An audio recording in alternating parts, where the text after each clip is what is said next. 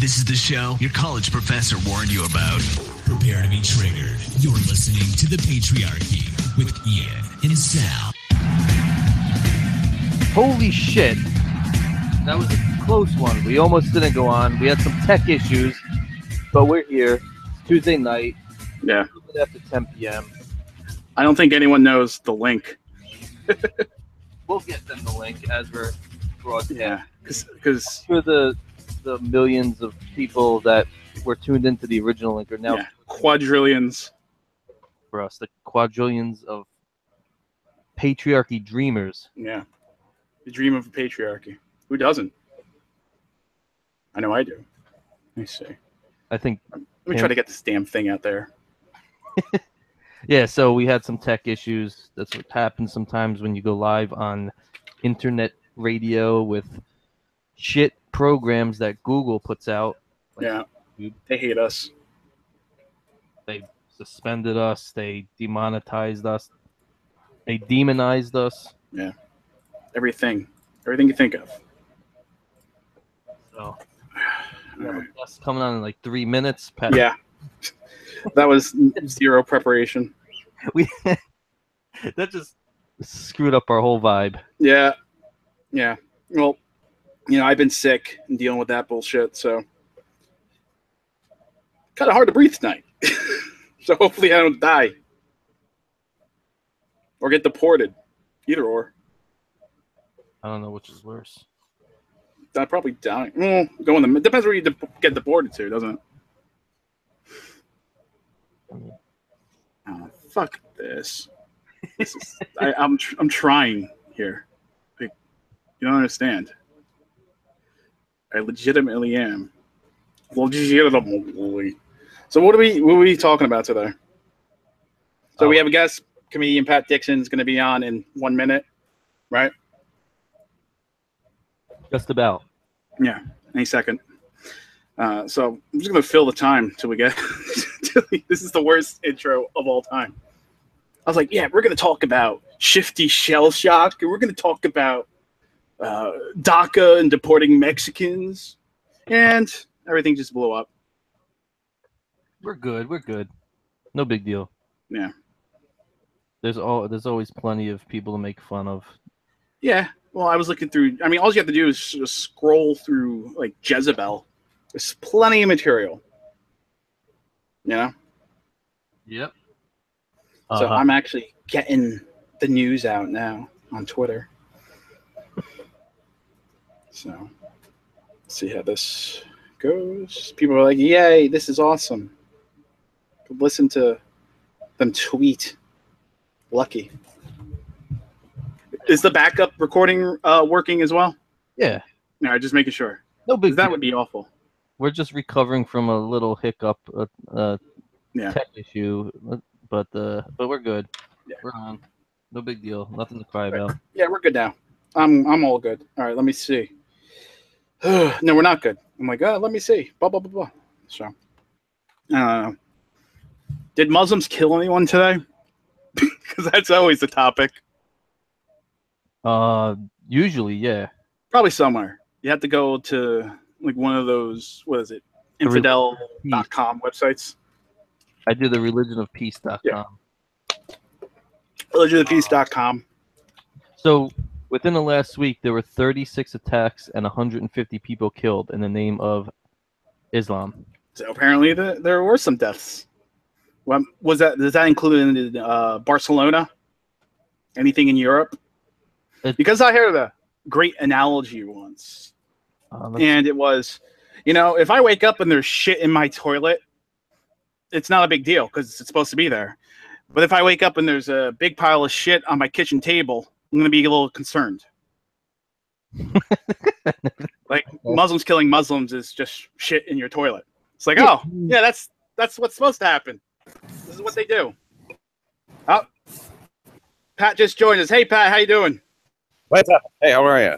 Good, man. I'm going to give you a proper intro. Pat Dixon is a comedian from New York City, host of the New York City Crime Report on compoundmedia.com, and also has a free companion episode on Crime Report at crimereport.nyc. Check out his appearance dates at comedianpatdixon.com. Also, Pat, your wife has a book coming out in the spring. Yeah, she sure does. Unwifeable is the title. And what's that going to be about? Yeah, she think all the guy she fucked, basically. Oh, that's awesome. This is just going to be the first installment of like probably 4 or 5 books. That's a long list. Is it just lists, or is it stories too? Oh no, just lists of names. That's all it is. Just going to list them, and it's going to be 5 volumes. It's going to be longer than Lord of the Rings. Just make it into a movie. And it's for people who just like to read names of dudes and women. I really don't understand how she got any money for this, but it's happening. No, it's going to be a great book. Hey. It's about like it is about kind of like past, you might call romantic past. There's some penises in her past. Yeah. Some of them she sucked 100 dicks. I'm gonna just but that's not. It sounds like a lot, but she was 40 at the time. She told me that, and she started sucking dick when she was 15. So that's 25 dick suckers. That means really 4 dicks a year. Yeah. What's acceptable? It's not too terrible. Quarterly dick. What's a quarterly? Are we on the air? We start on the air. Yeah, we're on the air. Oh, just so you know, as the season changes. Oh, is the moon waning? Are we in an equinox? Anyway, I think leap year you might get an extra like a hand job or something. Oh, I saw where you guys. Go ahead. Attack your wife for marrying a racist, aka you. That happened a lot. You saw her get attacked for marrying a racist, like on Twitter. Say a lot of shit on Twitter, man. Yeah. Whoever said that doesn't know me at all. Yeah. They probably figure it will bother her. You know what I mean? So I'm not going to address any kind of Twitter troll shit. Yeah. They don't go after you. Yeah, exactly. Yeah. I mean, I wanted to allege that I'm a fucking racist to me instead of alleging that I'm a racist, that she's married to one. What a passive aggressive. Yeah. Yep, that's exactly what it is. Speaking of racist, Donald Trump is getting accused of being a racist again, like every day. It's like an hourly thing. So because of DACA. He's stopping DACA. He wants to give Congress the chance to pass a law about immigration. Right now there's about 4 million unemployed Americans in the same age bracket as the Dreamers, and 1.8 are minorities. So you have a significant amount of the population that these 800,000 DACA recipients probably are taking these people's jobs. Should they be deported? What do you think? Of course. I mean, so what if you look? There's already a rule in place, and really Trump has given them a chance to improve their situation, because their current situation is that if you're not born here, get the fuck out, And so he's actually there's an opportunity now. Congress has this chance, to come together on something, and he kind of played it smart too, instead of saying hey, this is something I want. This, obviously something he promised, but he's not leading off with I'm going to get this done. He's like, okay, Congress, you figure it out, and you take the bad publicity when you don't. And, people are sick of them anyway. Personally, I think if Congress if they never pass another law, all the better, because exactly. I mean, they've done enough. Just stop. Congress, just stop doing things. Yeah. I mean, if Trump just roll back some of the things. Rescinds executive orders. If that's all he does his whole presidency, that's fine. That's a win for me. That's what exactly what he's doing. He's changing an illegal thing that Obama did. He's just striking an illegal thing that what Obama did wasn't really lawful. It's not really right. So he's taking it off the books. I think it's great. Yeah, I mean, Congress has a lower approval rating than the president. The media has a lower approval rating than the president, but they both go after the president, which I find hilarious. You have a low approval rating. No one likes you. What are you talking about? Yeah, media, they're kind of funny, aren't they? I haven't seen them report themselves. I mean, how did we find out that the media has a low approval rating? I guess it must have been through some media, but I bet it wasn't CNN. No, it was through Rasmussen or Gallup polls, those different organizations. I think Haley Stormer. Yeah, I've got a backdoor on the dark stuff. They do a PDF now. They're doing a monthly PDF because their site got taken down, apparently. They got a newsletter. Yeah, you're gonna go with the old school John Birch Society route. Yeah, whatever. Man, when people, the thing is, I don't know how anybody can side with anybody but Trump if they have any sort of like sense of importance on the First Amendment. You know. Right. Right, and has huge freedom of speech implications because the left like to say, well, it's not the government shutting down speech, so it's okay if private quote-unquote organizations do, when those private organizations are social media sites and they have a monopoly. They have these monopolies. Yeah, I know, and it's the spirit of it that bothers me. You know, I mean, like, how far is this going to go? Daily Stormer might not be a site for everybody, but I mean, I don't remember there being a swastika in the masthead. Right. I know government's not shutting it down, but so what? You know, it's still effectively getting shut down. Yeah. And at this point, you start to wonder if maybe the internet shouldn't be some kind of utility or something like that, you know? Well, Sal, what was it? ICANN, Sal? They gave more power to ICANN, which regulates all these hosting sites and tells, you know, who, what to do, where, and they could basically shut down anyone at any time if they violate some terms of services. Yeah. You have internet providers that could shut down, you know, your service if they think you're using it improperly. But then ICANN can shut down the entire provider. Yeah. Right. Cut certain things. That's in the ICANN being the government thing. Yeah, it's a UN thing. UN thing? You should. Yeah. Okay. International something or other.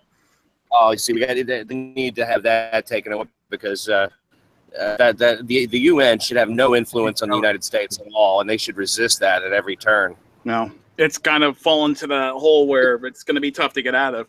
We just, you know, luckily Trump's here. And Obama's going to be running the UN, and he's going to be running this country again. You know, he didn't even move out of Washington.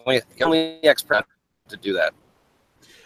I think since Herbert Hoover, you know, it's been like 80 years back.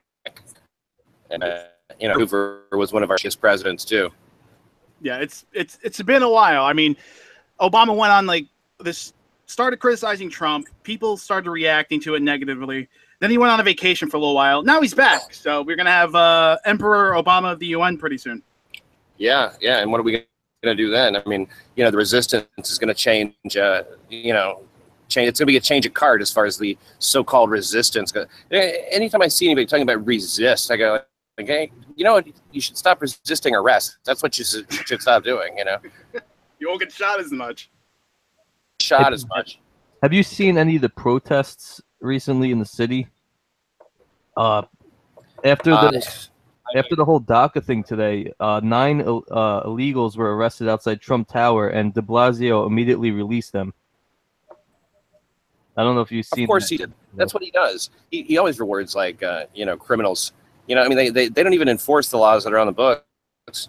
Why would they, you know, do that? I mean, like, they downgrade all these things from felonies to misdemeanors, and you know, if you're an illegal immigrant, you really get it. This is the time to commit crime. I don't know how many illegal immigrant listeners you have, but you know, they should know it's the time to go nuts, okay? Because you will get a very fair shake from the Brooklyn and DA in particular, Eric Gonzalez. You're here to hear. Pat Dixon wants illegal immigrants to go on a rape-o-rama. Yeah, go ahead. Well, I didn't say rape. I mean, you know, you could. I guess I should have assumed that's what it would be, but yeah. Well, it is illegal immigrants. You can, you can drive drunk. You know, that's not a very big offense by de Blasio, as we recall. You know, de Blasio, you read that New York Magazine article that he just did over the weekend. They just put this out. I can read you a quote from it. You're not going to believe it when I tell you this, what he actually said. You know, because the Post reported on this, and they didn't report it. This part of it they didn't touch for some reason, and it's kind of like right up their alley. Okay, I'm speaking now. This is Bill de Blasio, mayor of New York City. This is what he said. Gotcha. What's been hardest, our legal system is structured to favor private property. I think people all over the city of every background would like to have the city be able to determine which building goes where, how high it will be, who gets to live in it, what the rent will be. I think there's a socialistic impulse, which I hear every day in every kind of community, that they would like things to be planned in accordance to their needs. Look, if I had my druthers, the city government would determine every single plot of land, how development would proceed, requirements, rent income levels, and rents. That's the world I'd love to see. And I think that what we have in this city, at least, are people who would love to have the New Deal back on one level. They'd love to have a very, very powerful government, including a federal government involved directly, addressing their day-to-day reality. Jesus. So he basically is saying, as you can hear, that people, federal government, as far up their ass as possible. Yeah. Yeah, and he wants a new deal. When the original New Deal, there weren't anywhere near as many as illegal immigrants. So you're going to be giving all these people these nice government jobs, you know? Yeah. And who's paying for that shit?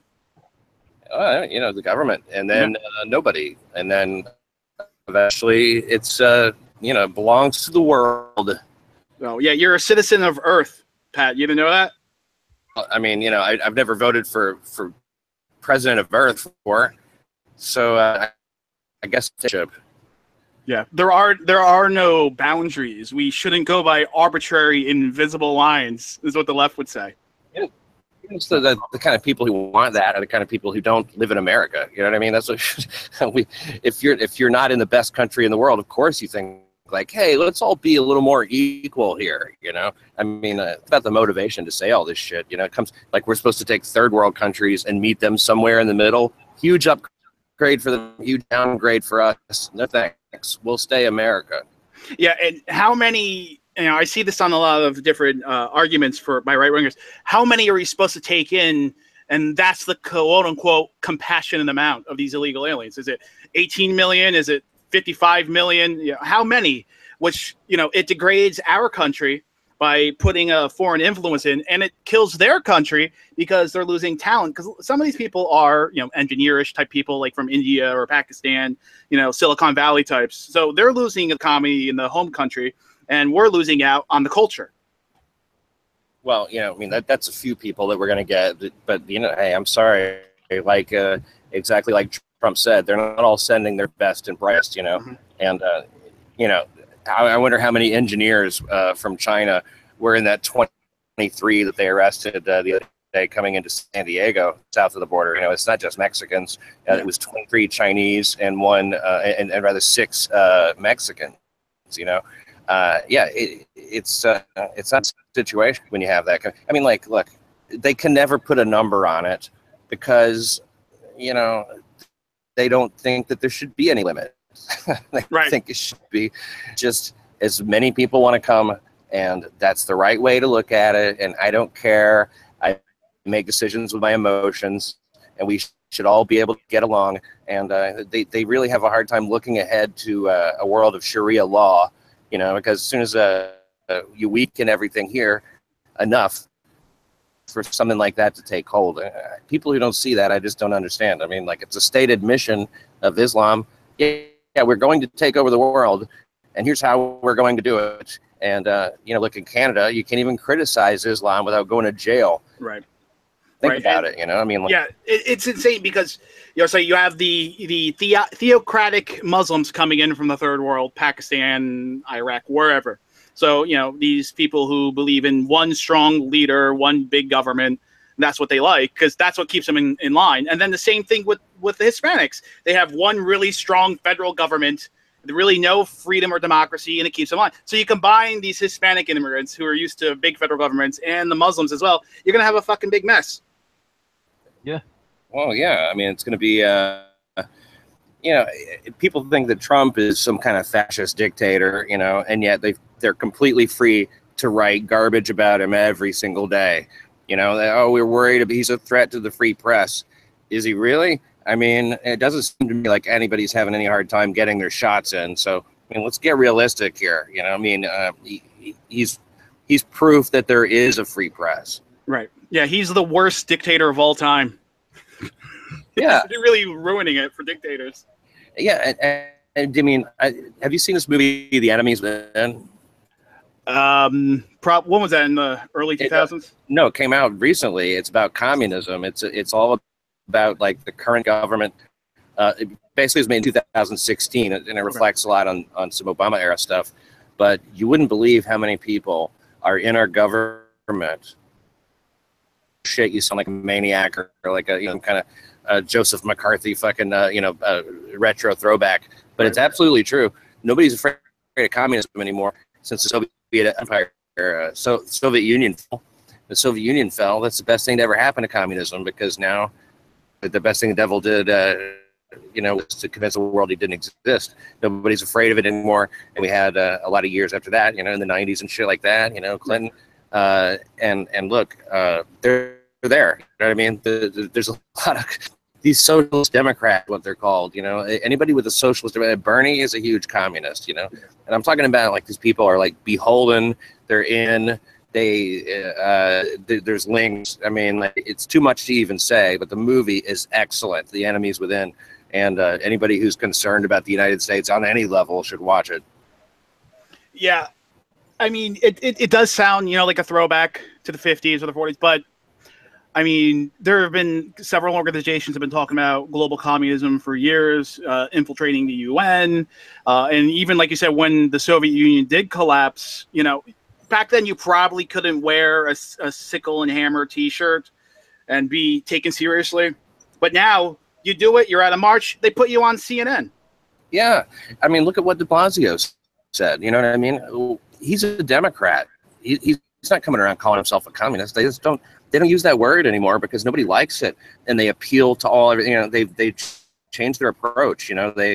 They come through kindness and saying, like, we need to be gentler. We need to protect people. We need to protect immigrants. And their way of doing that is always something that's going to weaken our country. And it's going to weaken basically the fabric of the country. They'd love to take guns away from people. Yeah. Steps down the road, they'll certainly give it a shot. They don't want to have any protection. And essentially they want chaos. They'll just become ungovernable stuff. That's no like myth. That's what they're trying to do. Look, Trump, to me, is the best president we've ever had. I mean, he's the only one who's ever spoken to me personally that I hear and go, yeah, I agree with everything that fucker just said. And I agree with the way he says it. And I agree with him not trying to win anybody over at this point because it's pointless. There's no way we're ever like have it where he's going to win favor. I don't care if 9/11 comes again. You know what I mean? Even that's not going to rally them behind him at this point. So, yeah, I've always said, go ahead and bomb North Korea. Yeah, he couldn't cure cancer, and the left will yell, oh, doctors are going to be unemployed now. Nothing's good enough for these people. I've said in the past that if Trump was the people would root for cancer if Donald Trump was the cure. Yeah. Well, that's the thing. A lot of people think he is a cancer in the U.S. government. And, you had, 2 summers ago, the guy tried to tackle, GOP contender Donald Trump. And then next day they put him on live TV and an interview for CNN. And I hate, we'll do the flip the table. Imagine if that was Barack Obama and someone ran up and tried to beat the shit out of him. There's no way Fox News would put that guy on. No, of course not. I mean, like they got it in Trump. That's it. And even the way that Obama, allowed all that information sharing from the NSA 1 week before he left office, 1 week before the inauguration. Yeah. He, ordered it. The NSA can now share information with every intelligence agency there is, and they are privy to stuff they're getting raw data. Masked and not with and that's how all these leaks were happening. I mean, like Obama was against the success of the United States, especially Donald Trump. Right. Yeah, he's trying to it looks like he's trying to poise himself as, I mean, he really is the only thing the Democrats have as far as a legitimate leader in the left. I mean, who they have? Bernie Sanders. Half the Democrat base don't care for him. So he's all they have, but he can't be reelected. So I don't know why he's doing this. He can. No, he can. He can run. He could run again. It's just you can't serve more than 2 consecutive terms, but he could run again. I mean, that is true. I mean, if he ran again, like right now, I mean, tell me a more formidable opponent than him. I mean, like Hillary's out on her book tour trying to make a couple of bucks, and nobody's ever going to like her either. Which that's kind of a plus in our favor, but yeah, if it was Obama, I would be worried. Yeah. Well, I honestly think they're going to put up Joe Biden because he's so likable to even people in the quote unquote middle or independents. They like him. He was on like Parks and Rec. He's a likable old crazy grandpa. Man, he is that Freak. That guy's a fuck up. It's amazing to me how much incompetence gets promoted. You know, I mean, see, he's no exception, man. Anybody who's high up in the Democratic Party is a communist. Right. They are moving the United States in a communist, direction. And that's under there in New York. It's just, really, there's a lot of emotion on the other side. Right. It's what people want to listen to. It was all this they want to be bleeding hearts, and yet they're the fucking most violent ones there are. I mean, it's just a bad assortment of people. I know you can't talk about these things with everybody for some reason, but there's a silent majority out there. They're not even silent compared to how shrill and obnoxious the left is. Right. They're reasonable to them. That reads silence. Right. Right. I mean, I don't mean to sound all dour. I'm usually no, but, no, it's fine, man. My card game. I mean, I step away, but I got to go back in a minute. And I hope that I hope you're feeling well. How are you feeling? Yeah, I'm getting there, man. I had a rough time today, but I chugged 2 Red Bulls and took some medication, so I'm okay now. I'll be good for like another hour and a half or so until that all wears off. Nose medication? Yeah. A little bit about that yayo. That's what I say. Hey, I want all your people that listen to your show to listen to my show. Yeah. At crimereport.nyc. I mean, I really want it bad. I mean, it's like it's the kind of thing that I know that they would be entertained by if they enjoy it. It's all about crime in New York City, and like a lot of this stuff comes up. I mean, put it this way, I'm on the right team, and I don't know if like my favorite murder or whatever. I'm pretty sure they're not. So support you crime podcast. You just the right team. Interviewed Ralph Friedman again, right? I had part 2 of my interview came out on Compound, and it's really a lot of fun. I kept it mostly to the interview part this time with some fun stuff at the end, because I always end up like chopping up videos weird and stuff and like creating kind of an Adult Swim or some kind of situation, but it's not the kind of thing that can be seen anywhere else. Compound Media is amazing. I mean, the stuff they're away with is just like, it's unbelievable to me. And really proud to be a part of it. Thanks for mentioning that. Yeah, he's the most decorated NYPD detective of all time. And he's the show. So, really proud of that interview. It went up on Monday. Nice. Yeah, and I'll be there at the 18th. I'll be there. Yeah, that's the 18th, right? 1 week from Monday. Yeah. So we'll see you then, and I'm looking forward to it. Awesome, Pat. Hey, man, again, thanks for coming on. I really appreciate it. Again, crimereport.nyc, compoundmedia.com, Twitter @Pat Dixon, and I'll see you on the 18th, man. All right, see you then. Thanks again. Have a good night. Take it easy, guys. Have a good one. Sal. Nice. All right, we fit it into the last second. We went live, stuttered over a few words. You feel better now? To save it. You feel better now? All right. I mean, I feel all right. My lungs fucking hurt. I'll tell you that. That was like the most calm I've ever seen him. Like collected. Well, I think he was in the room at a card game, so he couldn't just start yelling. I hear you. I mean, he's usually a calm guy, but as far as he like took it down a level. It was interesting. Yeah, when all serious, the communists, the Red Scare. Well, I mean, the Democrats are, they have converted fully into, socialists, if not communists. Well, this happened. They're protected by the establishment. They're protected by Democrats. They're protected by Cher, for Christ's sake. They're protected by the media. Yes. CBS News today. No, what'd she do? Did her nose fall off into Chaz Bono's, hold out scar between his legs? This is what I mean. there has to be something with her. Her husband fucking skied himself into a tree to kill himself. Her daughter, was a cute young girl who decided to fucking, turn into a fat man. Yeah, chastity to Chaz. And now Cher on Twitter offers a refuge for dreamers. That's nice. DACA decision. She goes on and tweets, those who must take a dreamer into their homes and protect them. I'm ready to do this, and others in my business will do the same, in all caps. And then she wrote sanctuary. Nice. So she's offering to harbor illegals. And well, if she's willing to harbor illegals, why doesn't she harbor Sinead O'Connor? I hear she's having a rough time, and she's an immigrant. She was just in New Jersey in some hotel somewhere or motel talking about how she wanted to kill herself. You know how those fucking motels are in New Jersey. Like, they're disgusting. I mean, there's water all over the floor. They're pay by the hour. A lot of them. Not that I know. Time. It's I only think they still are.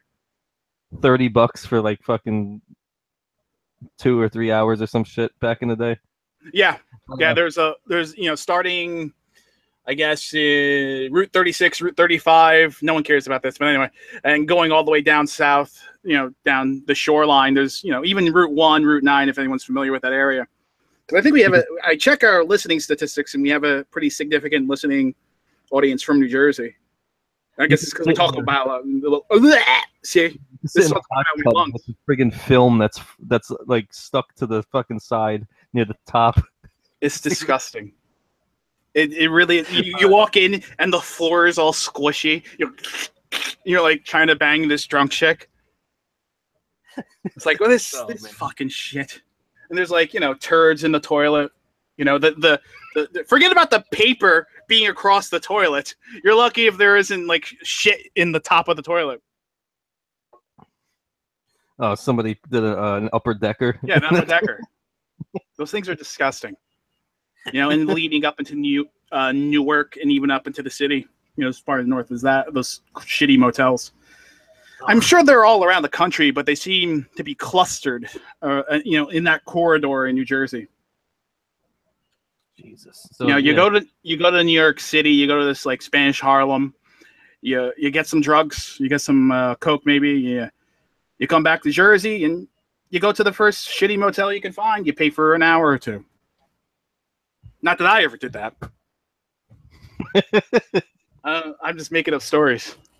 I think almost everybody I know did.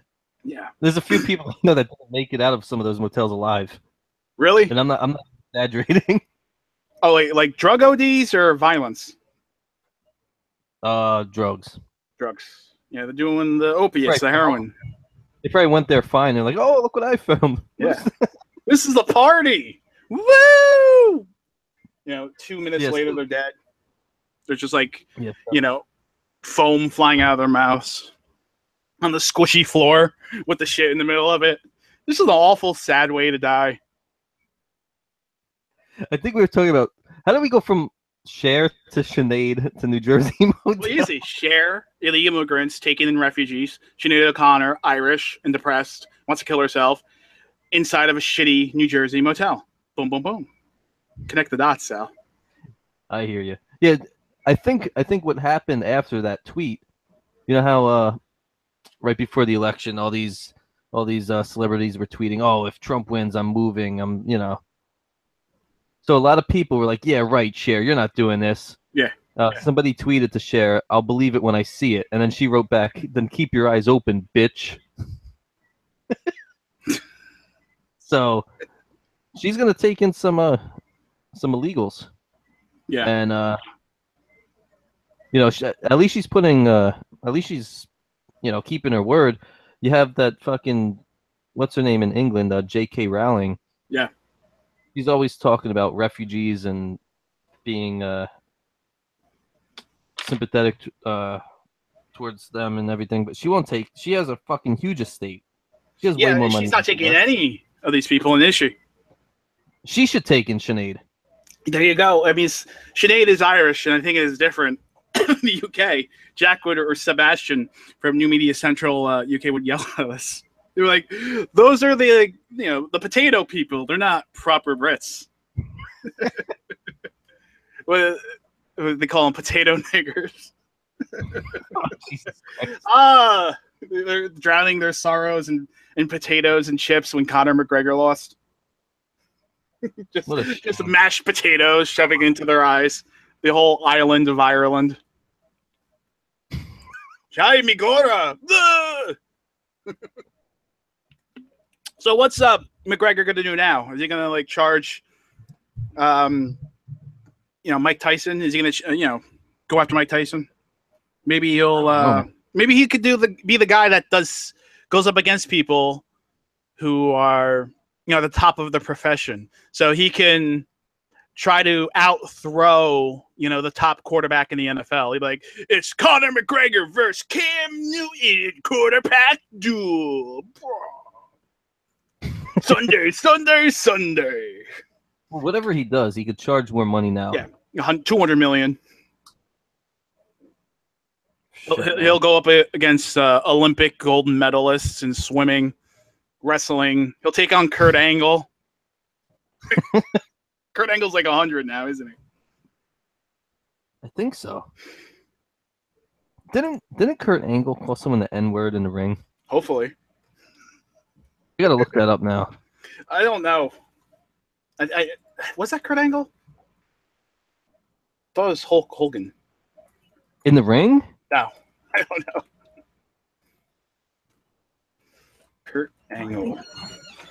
I don't see that. I'm looking. Sure that wasn't like Chris Benoit? Well, I mean, I know Hulk Hogan was supposedly caught dropping the N-word. Like, no, it wasn't like on tape or anything. Yeah. Yeah, I don't know. Google it. I'm not doing it. I'm tired. I can't breathe.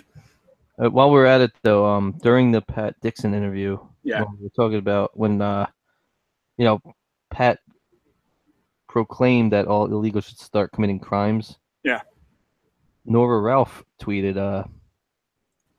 that she's gonna go commit some. So is she an illegal alien? People better watch out. I don't know. Well, she's gonna be on the show on the 19th at 10 p.m. Eastern Standard Time. Hopefully, we get the fucking YouTube working right. I mean, next week, who do we have? Stephanie McWilliams. The 12th. And then Nora Ralph Retort. You booked her. Yeah, I'm booking everyone. That's all I do. That's like that's my contribution. I do the booking. Generally. T. What? Booker T. Booker T. Oh, with the wrestling. The Harlem Heat. King Booker. He said the N-word. See, he would say it all the time. Could find something. Let's see if we can find that. I'm searching Kurt Angle first. Yeah, I couldn't find it. I Googled it. I couldn't find it.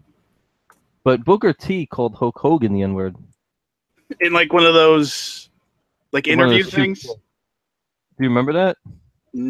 I think so. It was in WCW, right? Yeah, this one is easy to find. Yeah. Yeah, this is funny. I remember this one. They probably bleep it out because it's on YouTube. It's the two. It's Harlem Heat and who was their manager at the time? Like Sherry or something? Isn't that the one that Chris Benoit killed? Who? Wasn't that Benoit's wife? Who was the one? Who was Benoit's wife? I don't know. Was that Miss Elizabeth? Sherry? No. Scary Sherry was someone different. Oh, okay. Well, Elizabeth is dead too, but she was with Lex Luger. Yeah, all the roid rage. And then there was Luna Vachon. Remember her? Is she dead Welcome too? to the Patriarchy Show. 15 minutes of wrestling talk and the N-word. Did you find it? I found it. Yeah, I found it. All right, pull it up. We want the gold, sucker. Hulk Hogan, we coming for you, nigga. I should point out. Hulk Hogan, we're coming for you, nigga. And then he like so awkward. He immediately realized what he said and was like, "Ooh, oops." That was on live TV. Play it again. I want to hear it again. It's funny. Let's see if I can find a a clear version of it. Yeah, because they're all recorded off the TV. Yeah, it's all fucking low. Yeah. These people suck making this shit. Now what are you gonna do? There we go. Yeah. Take what we want, and after we take Lex Luger and the John, we want the gold sucker. Hulk Hogan, we coming for you, nigga. Well, it ended with an A, so apparently that's okay, right? I guess. Not the full word. Ray, look at this. Take a look. And you see, he turns around. He's like, "Fuck." I should point out the records. Remember the wiggers that used to roam around our neighborhood, and they would say, "Well, we're allowed to say nigger as long as we say with an A at the end." Look at I think this. either way, if they said it in front of black people, they're going to punch in the face. Oh yeah. Remember that? Oh, say it with an A at the end. It's different. Okay. Yeah, that doesn't work.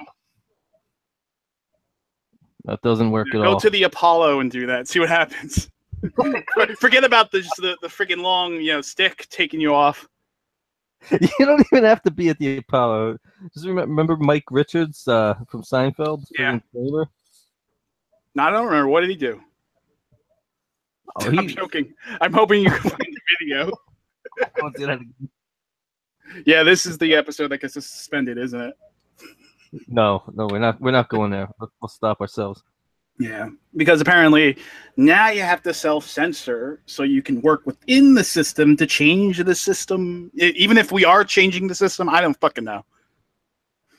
I don't think we will. I don't think we're doing anything. I just think we're just having a good time.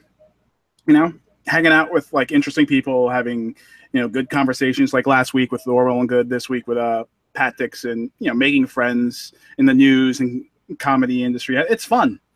At the end of the day, that's why I do this. I don't know about you. I'm pretty sure you too.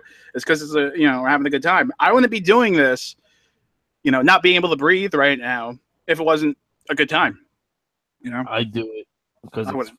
it's addicting. I've been doing it for 10 years. 10 years. I'm not making money off of it. No. No. We finally got paid by Google, after a year last month? The salary to do this for you.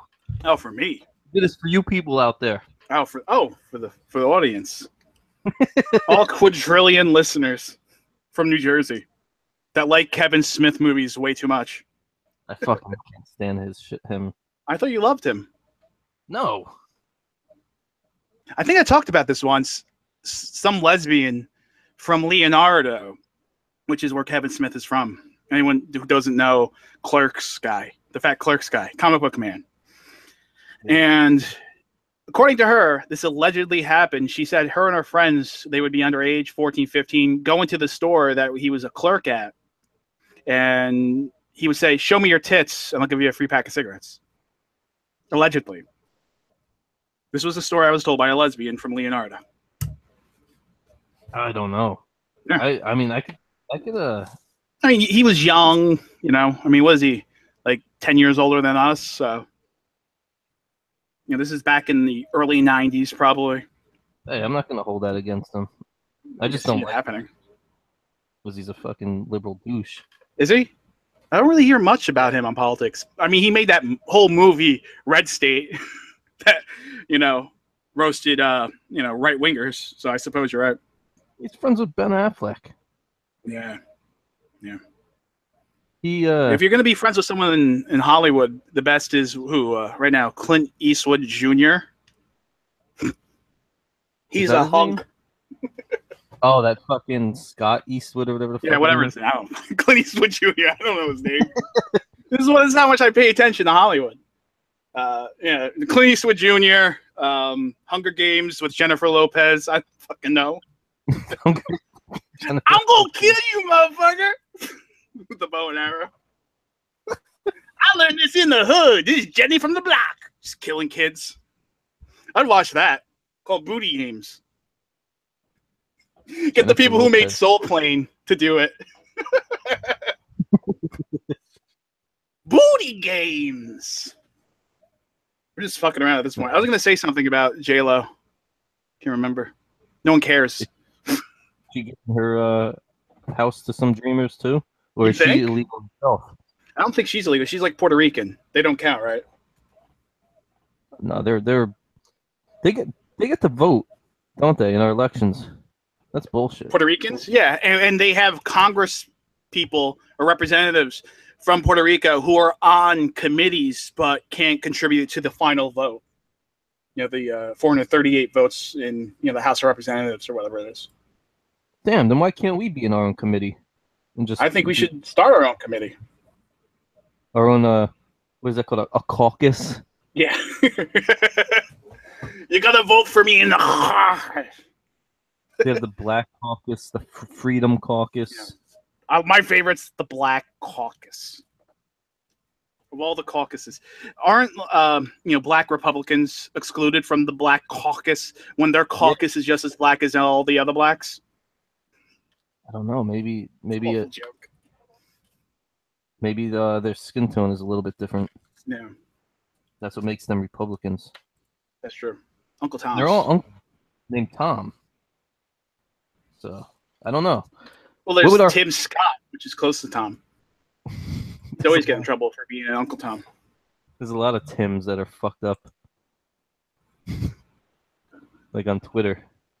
Oh, speaking of caucuses and Black Hawks, who is this? Tim? I don't want to say his last name. I mean, you can search it on Twitter. This guy, Tim, is getting in trouble by that Twalib Kweli guy for being a racist. It's kind of funny. It's actually hilariously funny. I mean, the autism is on whole new levels. I think he took his wife's name in the marriage, and him and his, allegedly, this is what he says on Twitter, him and his mother-in-law and his wife, so his wife's mother, like to look at nude black men on the internet. Did he bang his mother-in-law? I don't know. This dude is weird. I don't know where he came from or out of nowhere all of the fighting started, but he had it out with some of the. He's messing with the wrong people. There's these people know how to troll. I mean, they're really good. This is what they do. They're not Russians. They're just having fun. I mean, you got like what's his face, Spicky, who's doing a lot of it. Allegedly. Say allegedly. It's not going to save us in the end. If people want to fucking sue us, they'll sue us. Yeah, say allegedly. Yeah. Somehow he was made to look like he attacked an. No, he did attack. I don't think he made. I think he really did attack. Yeah. So now a rapper with over 1 million followers is gunning for him. Yeah, he doxed him too, didn't he? Yeah. Talib Kweli doxed him. He was like this. What? That's breaking news. What's breaking news? Never mind. I don't know what you're talking about. No, I don't know. Maybe. So, I don't know why I want to bring this up because I think it's funny. Aaron Carter. Who remembers him? Was he like NSYNC or one of those bands? Aaron Carter. Wasn't he in? He's the younger brother of the other guy, NSYNC guy. I thought that was. I'm like a bumbling old man. I'm like a bumbling old baby boomer with this shit. With like pop music in Hollywood. I have no idea who's who. Wasn't he in the friggin' Backstreet Boys or something? I don't know. But apparently he's bisexual now. And he has been like playing at gay bars. And just recently he was just in an accident. A terrible accident. According to Entertainment Tonight, in St. Petersburg, Florida, near his home. So, he's getting an accident. Hurricane Irma is going to kill everyone. So, so Aaron Carter got into an accident. Have you seen recent pictures of this kid? I'm looking right now. Google image Aaron Carter. And then everyone Google image Shifty Shell Shock from the band Crazy Town. Now, if you haven't listened to music before 2000, you don't know who Shifty Shell Shock is. So, let's see if people remember who Shifty Shell Shock is. Yeah. That was one of the worst songs of the 90s. Had to be. And it was probably in like 8 million movies around that time, too. Yep. Fast and the Furious. Was it? I don't know. I wasn't. Now, Aaron Carter with his fucking hairdo, the way it looks. Yeah. Some of them he looks like Richard Spencer. Some of them he looks like 50 Shell Shock. Yeah. He kind of reminds me of our old partner at the website. Yeah. That's funny. Well, he's a small guy, this Aaron Carter, right? Yeah. Yeah. I just basically wanted to bring up Aaron Carter because I think he looks like Shifty Shell Shock now. That's the only reason. And I wanted to play this awful song for everyone. Maybe we should just play it throughout the rest of the show. Yeah. We'll lose. This is good. No. Shifty fucking Shell Shock. Didn't you say that this band somehow made it onto Ozfest? Yeah, I think it was 2000. Now, this is at Homedale. What was it called? The Homedale Arts Center back then, which is now the PNC Bank Arts Center. I think it was called the Garden State Arts Center. Yeah, something like that. So Ozfest was there. And I think Zach Wild, which is like a biker guy band. Yeah. You know, a tough guy, leather cuts type man. So they played. And I remember Shifty Shell Shock got on stage. And no one was happy. Nobody was excited for Shifty Shell Shock. They started, boo! They started throwing shit at him. I'm almost positive they cut their set short. You can't blame them. Well, okay, so you got Zach Wild, you know, cool guy, hard rock type dude. And then you got fucking new metal, rap metal, Limp Bizkit sound and shit. You got... I don't know what the friggin' organizers were thinking. You have, you know, your main, you know, headline is either Ozzy Osbourne or Ozzy with Black Sabbath. Yeah. And then you got bands like Slayer, Slipknot, Biohazard, friggin' Typo, Pantera, Marilyn Manson. And then you put on this shit. Shifty Shell Shock. I think it would have been more acceptable over at remember the Family Values tour with Limp Bizkit and Korn? That's who this reminds me of. That's what they should have been. They should have been booked on that tour. If I was doing the booking in 2000, that's what I would have done 17 fucking years ago. That reminds me, like, I never knew they were at Ozfest, and that reminded me, there's a video on YouTube, you guys should search it. Nickelback was invited to some heavy metal festival in Europe. Mm-hmm. And they weren't even on stage for like 20 seconds, and someone hit him in the head with a bottle. And he just said, he just gave the audience the finger and walked off stage. He just walked off stage. Pelted with rocks, bottles. I think they were under the same they were under Roadrunner Records, which was like Typo Negative and a lot of like the heavier type bands of that era. And so then you have, you know, all these heavier bands, and then Nickelback. I think Nickelback was on Roadrunner. Not to check. Because that was, you know, the heavy metal label at the time. I think, I don't know, there's a bunch of them. Roadrunner. I mean, the biggest one I remember is Typo Negative, because that was my favorite band. Oh, Jesus Christ. I'm looking at Ozfest 1998. Limp Bizkit was one of the... They came on right before Megadeth? That's a bad idea. That's fucked up. If only we could fly! Foo Fighters. I mean, I don't know. The Foo Fighters okay. I mean, they were big, you know, in the 90s. The Monkey Wrench song. I'm seeing if anything pops out as, like, not belonging throughout the years. Oh, there's a lot. I mean, in the early 2000s, late 90s, you had a lot of that rap metal, new metal shit. Like the Kid Rock, friggin', what did we just say? The other group, Crazy Town, Limp Bizkit. Yeah. There's a couple of them, but at least the front man was black. So you're gonna do some dork shit. At least the guy's black, so it kind of gives it some cred. So there was Candiria was one. The front guy was black. I think his name was Carly Coma. I met him a couple times. He's a cool dude. The drummer was amazing for Candiria. So only people in their 35 and older will know what we're talking about. Yeah, I'm looking at Candiria. Who the fuck was the other one? Head PE. I think was another one. There was POD, which was big back then. I'm looking at that lineup right now. the one with Crazy Town. Yeah. Even the band Kitty was there is a lot harder than Crazy Town. Yeah, the Canadian chicks. Yeah.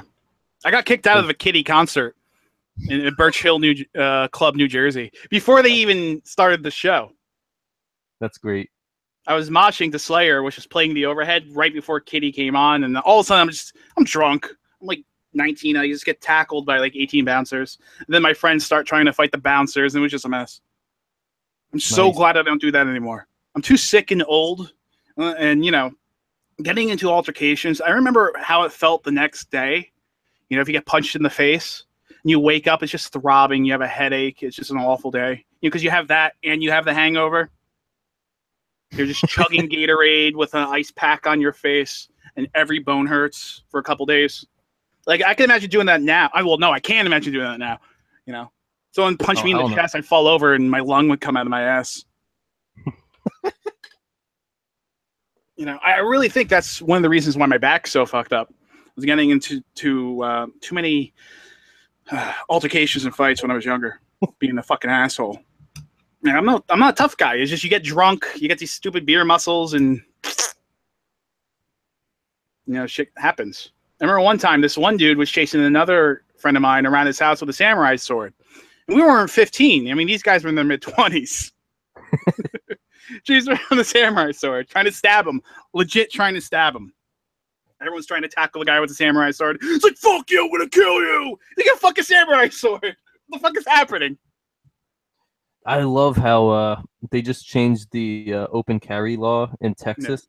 So now you can open carry swords. Well, I think you could carry machetes in New York City too. That's what I heard. I think Pat Dixon said that on the last Crime Report episode. Or maybe he just was giving people permission to. Yeah. It's like he just told people to rape and pillage on our show. Yeah. I'm fucking dumb. So, let me see. What time is it? 11:08. So we've been on not even an hour. Fucking can't breathe. We've been on for 58 minutes. Oh, right. Yeah, not even a fucking hour. Fucking shifty shell shack. You excited to be on Pat's show in a week? Yeah. Are you coming? It's the 18th. Monday, September 18th, a week after 9/11. I wanted to talk to Pat about 9/11, but I guess we didn't have enough time with him. Speaking of 9/11, so this is our last show pre 9/11, and I mean we have a lot of new or newer listeners that may not know your connection with 9/11. So let's just talk about it a little. Let's get that out of the way. This sounds terrible. We're just gonna get this out of the way. This awful thing. You can tell I'm so tired. I'm just bumbling, disrespecting 9/11 victims. Nah, you know what I mean. So, go ahead. Well, I guess you could say that those events led me to what we're doing now. I mean, I was 22 at the time. It's been for how many years now? Holy shit. So like 16. And at the time I was a landscaping foreman. I just left my job in New York to do that because I couldn't stand the commute. It was shitty work. I got the job. My brother helped me get the job. I left there. He was working there in the towers, and he lost his life. He was only 25. He's 2 years older than me, 2.5 years older than me. And it still fucking sucks to this day thinking about it. But those events got me interested in politics and world events. I didn't give a shit when I was 22 years old. I just wanted to get home from work and drink and party. Right. I remember those days. I remember we would, one time we drove through Keyport by the waterfront in your Jeep. You had a Jeep at the time when we were with a couple girls or some people. I can't remember. But we would just yell at people and they were chasing us. And you get driving and you turn around, just start yelling, "Fuck you, you pussy!" And they would try to chase us. You remember that? I don't know. I've done it so many times. Fucking Keyport, New Jersey. But you said your brother died. What tower was he in? The first one, the North Tower, first tower that was hit. Yeah. That's the one that actually went down last. What was I gonna say? Yeah, we didn't hear from him like afterward. That, a lot of people made phone calls and it was nothing. I didn't realize the magnitude of what was happening until I got out of work. Right. Because like a lot of people, I think they just thought, some small plane, some asshole didn't know how to fly. And when I got home, as I was walking into my house, the television I was watching, one of the towers collapse, and my whole friggin' family was crying because my brother was in there. They knew he worked in there. Yeah. They didn't hear from him, and that started. And how long did it take for you guys to know that he wasn't coming home? I think we realized after like another full day. I think like 2 days later, we were like, yeah, this is fucked up. They weren't finding any survivors. They only found like friggin' 6 people that were trapped in the like in a stairwell. Right. Yeah, the rubble. That was it. That was the friggin' whole thing was still smoldering. We figured, we would have heard from him or somebody by now. There's no, everything is. There's a lot of stuff that's a blur, but I remember, there's just something you just knew. Right. It was just something I knew that he was gone. It's a hard thing to explain. Like you just felt it. It sucked. And a lot of people lied, either for attention or to get some of that 9/11 survivor money, that they were affected or a family member died in 9/11 or something. One guy was comedian Steve Ranazizi from the show on FX The League. Apparently he lied about it. He was working for Merrill Lynch on the 54th floor of the South Tower. Shit. And he survived it. Well, he lied. They found out he lied. He came out on the Howard Stern show, I think, earlier this year. Say it was a lie. Holy shit! And because once you start telling a lie and you keep lying and lying, 16 years later, it just builds and builds and builds, and and you're in the spot like that, you're gonna get caught. And he received benefits and shit from that? No, just attention. I think it was a detention thing. So he survived New York City. He's trying to be a comedian. Give me attention. I survived 9/11 sort of thing. Yeah, that whole like almost a year and a half, 2 years after that, there's like a whole timeline of events connected to it in my life. Yeah. For my family and myself and for his friends. Because it was September 11th. We didn't get we got a call from the New York City medical examiner in I think June of 2002. Right. That they finally identified some remains they found. And they said that they were found in October of 2001, but they didn't identify it until later in the until June because of all the stuff they had, all the friggin' remains they were trying to test. Wow. But like not even a week after, like I would say like 3 days after 9/11, police officer came to our house to pick up some of his belongings, like a razor, comb, like stuff like that, to see if they can extract some DNA. And that's how his remains were identified later, like almost, well over a half a year later. But before, trying to think, September, like 5 months after September, in February, when we finally found this truck in a parking garage that was damaged down the street by Battery Park. It's actually a parking garage I use a lot now when I go down there. Yeah, that's where his car was, right? Yeah. And how long did you say it took them to get the car? It took us like 5 months to get it back. somebody we finally went. Now, this tragedy would, impact anyone's life. Obviously, your brother died in the biggest terrorist attack on American soil. So of course, it's going to impact people, especially people directly. We had a memorial service a month later in October, thinking that was it. We weren't going to hear anything anymore, and then when, we finally got the call later that June in 2002. We had an actual funeral service. Okay. So I wanted a stone to be put in the cemetery by our old town, so his friends had somewhere to pay their respects. That's what we did with my friend Phil in front of the VFW in Clifford Beach.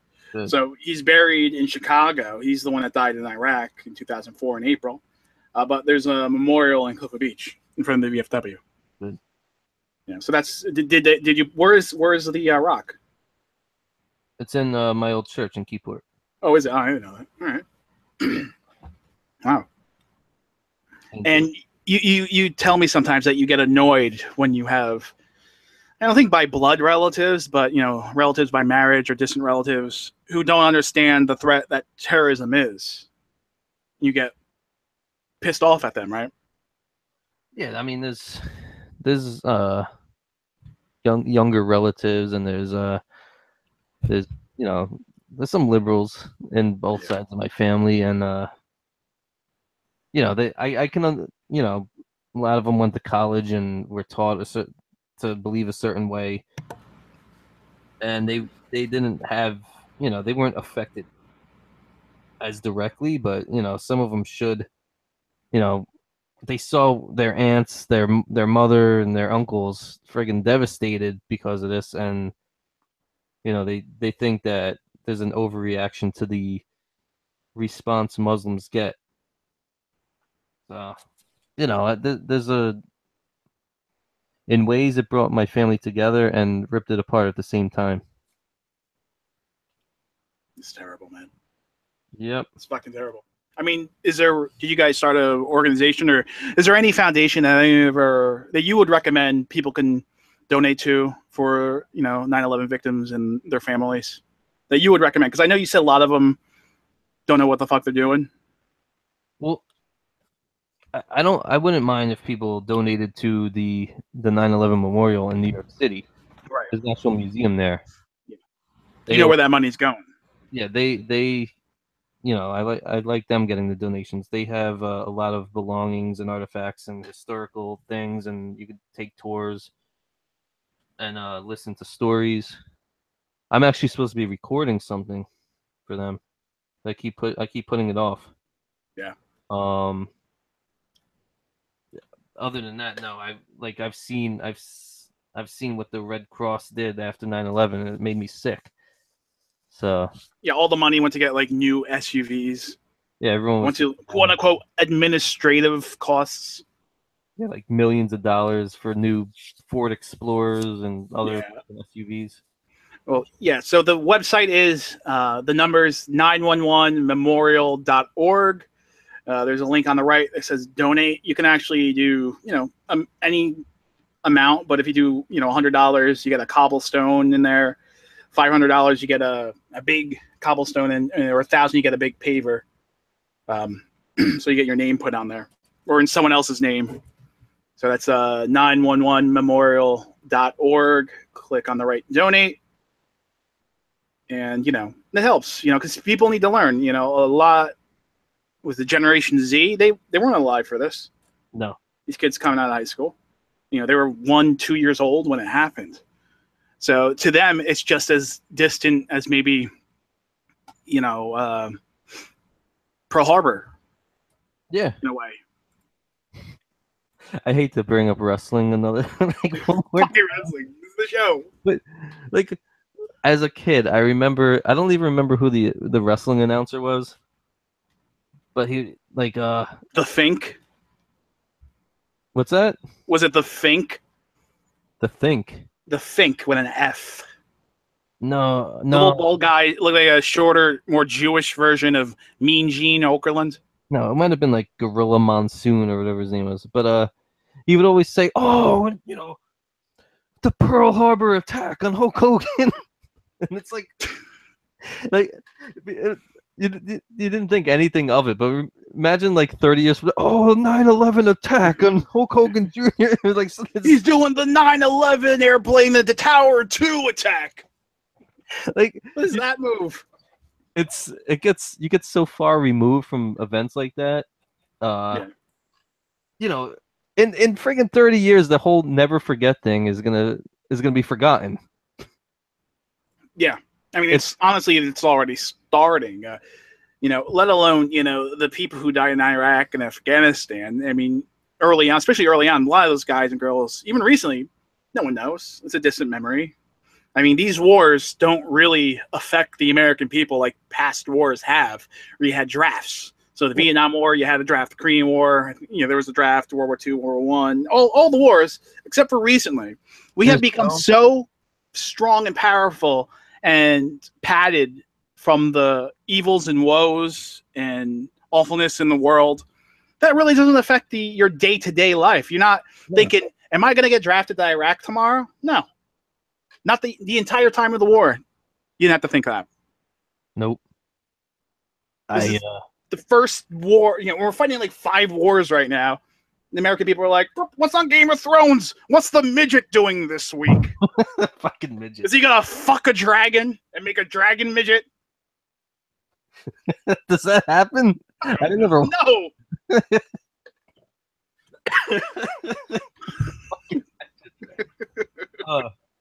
Yes, but yeah, it's just within the last 2 years, I think the last World War I vet died. There's no more World War I vets. That's gonna be that. There's within the next decade or so, there's gonna be no more World War II vets. Yeah. When our parents were younger, there was still friggin' Civil War vets alive, or people that were alive during the Civil War. That's fucking sick. Up. And so in time, 9/11. Can you hear me? You were breaking up pretty bad. Oh, my bad. No, I'm still here. Yeah. But in time, 9/11 is just going to be another event from the past that people, it might be a fucking page or so in a textbook. Yeah. And it's going to be because the evil Republicans fucking were occupying the soil, Muslim soil or some shit. Yeah. And so the last person to die in the American Civil War was Albert Henry Wilson. He died August 2nd, 1956. Crazy. He was the last surviving member of the Union Army who served in the American Civil War. He was also the last surviving Civil War veteran on either side whose status is undisputed. Sick. Yeah. And they have a fucking Titanic movie that was made with that into a love story. Is there going to be a 9/11 fucking 9/11 love story movie? They're going to be on the top of the fucking antenna holding each other. like don't let go. I'm not the king of the world. Trade Center. Hold your breath. We're going down. Remember those stories you would hear of people from the top of the tower, in the middle of the tower, riding down the stairs in the stairwell and being okay? Were any of those substantiated? Any of those stories? No. Right, yeah, none. There was like a group of like 6 people that were running down the stairs when the towers collapsed, somehow they were trapped in there. Nothing hit them. They were I think they were rescued the next morning. Right. And that was it. Those were the only people that actually survived the fall. Jeez. And they didn't even know what happened. They just heard a lot of noise, and then all of a sudden they couldn't get out. And then somebody, they saw light after the smoke cleared, and and that was it. Jesus. But my brother's boss actually texted somebody, my uncle, who is my uncle worked with my brother. He took that day off. He happened to take the day off. My aunt worked in the city too, but in a different building. And my aunt and uncle, they took the day off to whatever because it was a beautiful day. and my brother's boss texted him with "Help, I can't breathe." Holy shit. So that fucked him up for a long time. He felt guilty for not going to work that day. I had fucking issues a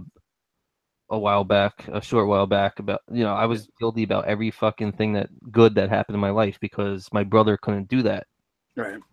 So kids, the whole, marriage, growing up. Yeah, that's fucking horrible. I fucking held everything in for years, and I fucking just lost it one day and blew up. I had to I was in therapy for a little while, and this shit's real, and it's gonna be a distant memory to people our age in years from now, and then future generations, and the people that were born before it happened, they don't give a fuck. No. So. No. And the liberals and the lefties and people who do these, terrorist attack, statistics, they always start, September 12th, 2001. That it's fucking as if crazy. The 9/11 victims don't count in their calculations. I think it's pretty horrendous. If you counted back into the 80s, the number dwarfs any stupid fucking, quote unquote white supremacist attack. Yeah, the whatever white supremacist attacks. Right. They may be more frequent in a sense because, from it's between from the back in the day 80 to around now 60% of the country is white, so of course they're going to be more frequent, but the left doesn't understand these terrorists, these Muslim terrorists, they kill a lot more people and a lot less attempts, and Muslims only make up 0.9% of the American population. And so if they only did 0.9% of terror attacks or deaths from terror, okay, so that's statistically even. But no, it dwarfs that. It's like 27 times that or something ridiculous. I can even dispute your stats because these liberals all want to be open borders, globalists. Let's do world statistics. Like I said earlier, all of August, 991 people were killed in the name of Islam. Since 9/11, 31,686 deadly terror attacks. That's just attacks. Is that deaths as well, or? That's not deaths. I can look up that total number. That's the number of attacks carried out Since 9/11. Yeah, just in August, there was 31 suicide bombings, 991 people killed in 167 attacks. In 31 different countries. 31. So this isn't, just relegated to the Middle East. I said earlier in the show, I heard this analogy somewhere. If someone shits in my toilet, I wake up and I find shit in my toilet, I go, yeah, that's supposed to be there. So, Muslims blowing up in the Middle East, it's happened for 1,400 years. You wake up and you find shit on your kitchen table, you're going to go, this isn't supposed to be there. This isn't supposed to be there. Exactly. They just keep letting in more. It's nonstop. And what really pisses me off it's sometimes, a lot of times, it's not even the immigrants coming from like Pakistan or India or wherever who do a lot of terror. It's their children. So it's next generation terrorism and extremism. They're getting radicalized in the West to commit crimes, and the parents want to escape the bullshit, and their kids start watching. I don't know if you remember those guys, Revolution Muslim. I think they got in trouble, or they listened to these, Al Qaeda sheikhs, or whatever, Iranian, Shiite, Sunni extremist speakers. Not even extremists, just normal, and they become radicalized. There's gingers. There has to be like 87,000 gingers in the UK right now that want to become Muslim extremists. So you see a lot of them. I think even on Revolution Muslim, the guys who got shut down for terrorist activity in the UK, or was it Canada? I can't remember. But anyway, I think one of the guys was a ginger, this big ginger kid. Why do you think this is a good idea? And what pisses me off even more, that his ancestors shed blood probably to keep these people out of their countries. Now you don't care. You're just going to piss on their graves. Yeah. You know, people have sacrificed their lives in the millions to keep Islam out of the West, out of Europe. And now it's just like, oh, let them in. It's easy. Just come on in. Fill out this fucking paper. We don't know where you're coming from. We can't vet you, but just come on the fuck in. They don't even have to build an army anymore. They're putting armies in the wombs of Western women. You know, the army is the next generation. That's what they're building. Nuts. And everyone thinks it's no big deal. I mean, they don't. The left is making all these excuses for Islam. I think I understand to an extent why. Because of intersectionality and all that other bullshit, oppressed people of color and whatnot. But I think in most cases, they were the first to get thrown off the roof. Yeah, but I think the left, everyone that they think they can get to vote Democrat, they're gonna whitewash anything that they're doing wrong, just for that vote. Whether they're an illegal alien or a friggin' terrorist sympathizer or fucking some rapist refugee coming from fucking Nigeria, doesn't matter. They want your vote. Right. So it's all about votes and this alliance of evil between the far left, you know, communists, alt left is another term. We're the enemy of the Democrats' enemy. Yeah. Friend of a friend. Yep. The enemy of my enemy. That's what Bernie Sanders and Hillary Clinton and even John McCain are saying. Donald Trump is the enemy of his friend, right? Of ISIS. Yeah. He who created ISIS, essentially. You know, McCain and all Lindsey Graham and all these other fucking cocksucking neocons. And I think that's why Trump is handing the DACA thing over to Congress and the immigration to Congress. I mean, Trump, if he really wanted to, he could just tear up the executive order, you know, write a new one. But he's given them a chance to figure it out and giving Congress a chance to figure it out. Now, if Congress can't figure it out and people like McCain or Graham or whoever in the House of Representatives go against, you know, what he's trying to do, he could then primary these people in the summer. Yeah. You can be like, see, look, they don't want to work with me. We're going to primary them. That's all. And in a lot of these states like Alabama, that means a lot. I think Trump pulled his support for Luther Strange, or he hasn't commented on it, against Judge Moore. You remember him from back in the day? Yep. He hasn't supported Moore, but I think he kind of pulled it for Luther Strange. So if Trump backs Moore, Moore's going to win. Like I said, especially in Alabama. Yeah, I believe. Alabama, man. You remember that? Yeah. We talked about it last week, South Park. Yep. He's quick, he's strong, he's active. Alabama, man. My brother lived in Alabama for a little while. He said he liked it. It was Huntsville. Okay. Huntsville, Alabama. I think they called it Rocket City because of a lot of military personnel and ex-military personnel worked there for different defense contractors. You know, he was in the Army for like 8 years. He signed up when Iraq happened, but he was never fully deployed. You know, I mean, he was in Korea and all that shit, but he was never deployed in Iraq or Afghanistan. Yeah. And when he got out, he got jobs with different defense contractors. Right. And, you know, that's one of the main sources of income in that part of Alabama. Otherwise, you're fucked. That sucks. Yeah.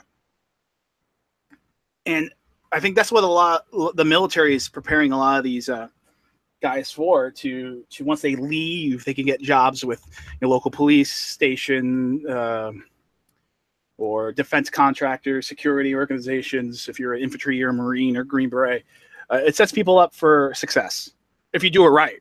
Yeah. Like my brother did it right, So my friend in Germany, he did it right. My friend, I think you remember Victor and Alan.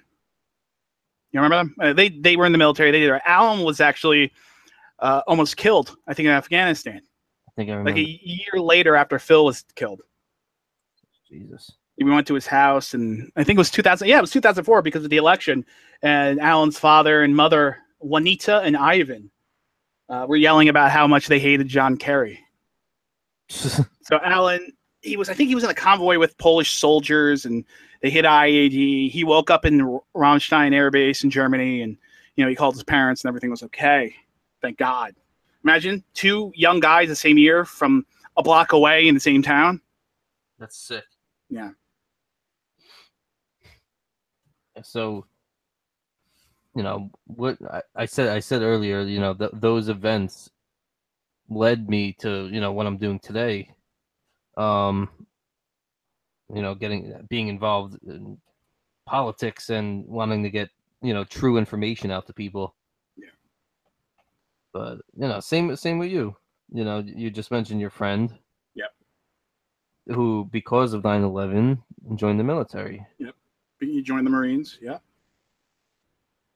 So. I mean, even before I was kind of sort of active, but afterwards it was, gung ho. And how the media treats, the mainstream media, like CNN, the New York Times, they treat the mothers of some of these guys who got killed. The Gold Star mothers are called Gold Star mothers, who got killed in the war. It's pretty despicable. I mean, just on the instance of my friend Phil who got killed, the way they treated his mom, like the New York Times writer stayed there a year or two after, he was killed, and it was a pretty somber article. Even though they were showing they wanted to show the more positive side of what they're doing in the name of Phil, via the Heart of Marine Foundation, which helps vets in the active duty military. They really didn't talk about it. They focused on the sadness. And I thought it was pretty unfair. And then one time his mom went on to talk about the war with fucking Cindy Sheehan on CNN. And this is like the first time his mom ever did a real, sort of interview, sort of debate thing. And Cindy Sheehan has been, a political activist her whole life. Yeah. And it was pretty sad. I was just shaking my head the whole time. Like, this is bullshit. But, as we learned through the years, you don't talk to the mainstream media. I mean, even the local newspaper, the Asbury Park Press in New Jersey, they interviewed me about my brother. Yeah. And, I was talking to the guy. He wasn't even recording me. He was just, tell me a little bit about your brother before we start. And I said, after his junior year in high school, he started working with my aunt and uncle in New York City, and they liked him so much they wanted him to work full time. So he, instead of going back to school his senior year, he went to night school and got his diploma that way. As he, while he started working full time in the city. So the writer in the Asbury Park Press said that my brother dropped out of school. Ugh. So and that's just kind of sort of you're trying to do a fluff piece, and they're still inaccurate and being dickheads. Yep. So imagine what they do if it's a opposing political viewpoint, how bad they're going to mess that up, either consciously or subconsciously. Yeah, and then some paper in Florida where my mother lives now. James. Sorry. It was actually a local, not a paper, local news station interviewed her and like just drilled her until they made her cry, and that's what they put on the air. Ew. Like my aunt and my mother friggin' crying for like 8 seconds out of like the fucking almost 45 minutes they interviewed them. I wonder if the death tears were worth the ratings. To them, yeah. That's when after 9/11, I started, the fucking internet was way different then. There was no Twitter and Facebook. Yeah. I don't even think MySpace was even ready yet. Nope. AOL chat rooms, and that's pretty much it. Yeah. Message boards. Dude, the fucking loose change people were already all over that.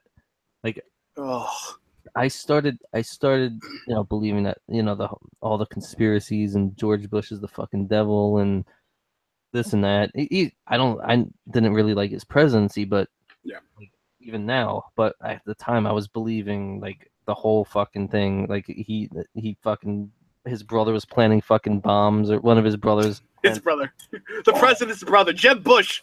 He can't even. No, the other guy. I forgot the guy's name. His company, like some security company or something, was in there like the day before and all this. Was it Nicholas Bush or some shit like that? I can't remember. Fucking some useless fucking jerk off. But I believed all that, and I was watching the news, and then I started listening to talk radio, and I started switching to Fox because I was always watching MSNBC, and I was watching fucking footage of. This is like. I'm flashing forward like maybe a year or two after like some soldiers were coming back from Afghanistan. Yeah. And there were people from Code Pink in San Francisco spitting on them as they got off the fucking boat. And that's what friggin' turned me and made me start questioning everything. I was like, holy shit, these people are fucking sick. How come no other news station's showing this? I started listening to talk radio. I started, and then friggin' MySpace started, and there was more conservative, right-leaning groups started popping up. Yeah. Otherwise, I was just thinking about today. There was a group. Fuck. What? I said otherwise I'd probably be some fucking self-loathing commie piece of shit. Yeah. Imagine.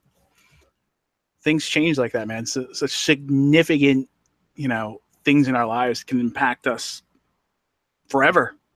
Especially something like that, the death of a family member like that. Fuck. But no one else will be able to experience what you went through, except for other people who were relatives of the loss that were lost in 9/11. And this is pretty fucking life-changing event. The skyline is absolutely different. For a while. It still is. That's why half my fucking family moved out of state. They couldn't take it. Yeah. Looking at the skyline, seeing nothing there. And there's been other events that happen in the country, like Orlando and San. I mean, not to the scale, but on the personal level, those people won't be the same anymore, and they're in the same position I am, wishing that more people would open their eyes to the problem. And the left has this unholy alliance with these the Muslims. It's ridiculous. They talk about wanting to protect illegal immigrants. They talk about wanting to protect Muslims all over the place, but they don't care about American citizens getting shot up in nightclubs or at work or getting beheaded at work. Their family members dying in terrorist attacks. They oppose that. Imagine. They fucking.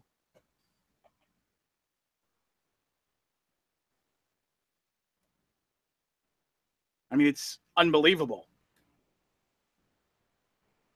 I mean, speaking of disasters, you have this Hurricane Irma coming.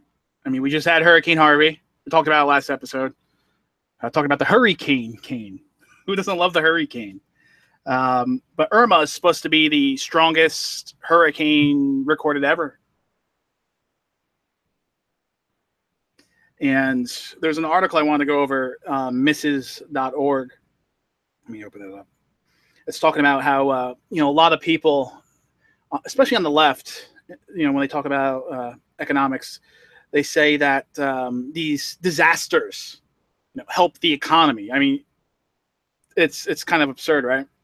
And their argument is that the money is now being pumped into this area that has been devastated, and now that money's going to go to hire workers and X, Y, Z. However, they leave out of the equation what type of money that area could have produced if there wasn't a disaster, or where that money could have been spent elsewhere if there wasn't a disaster. It's called the broken window fallacy.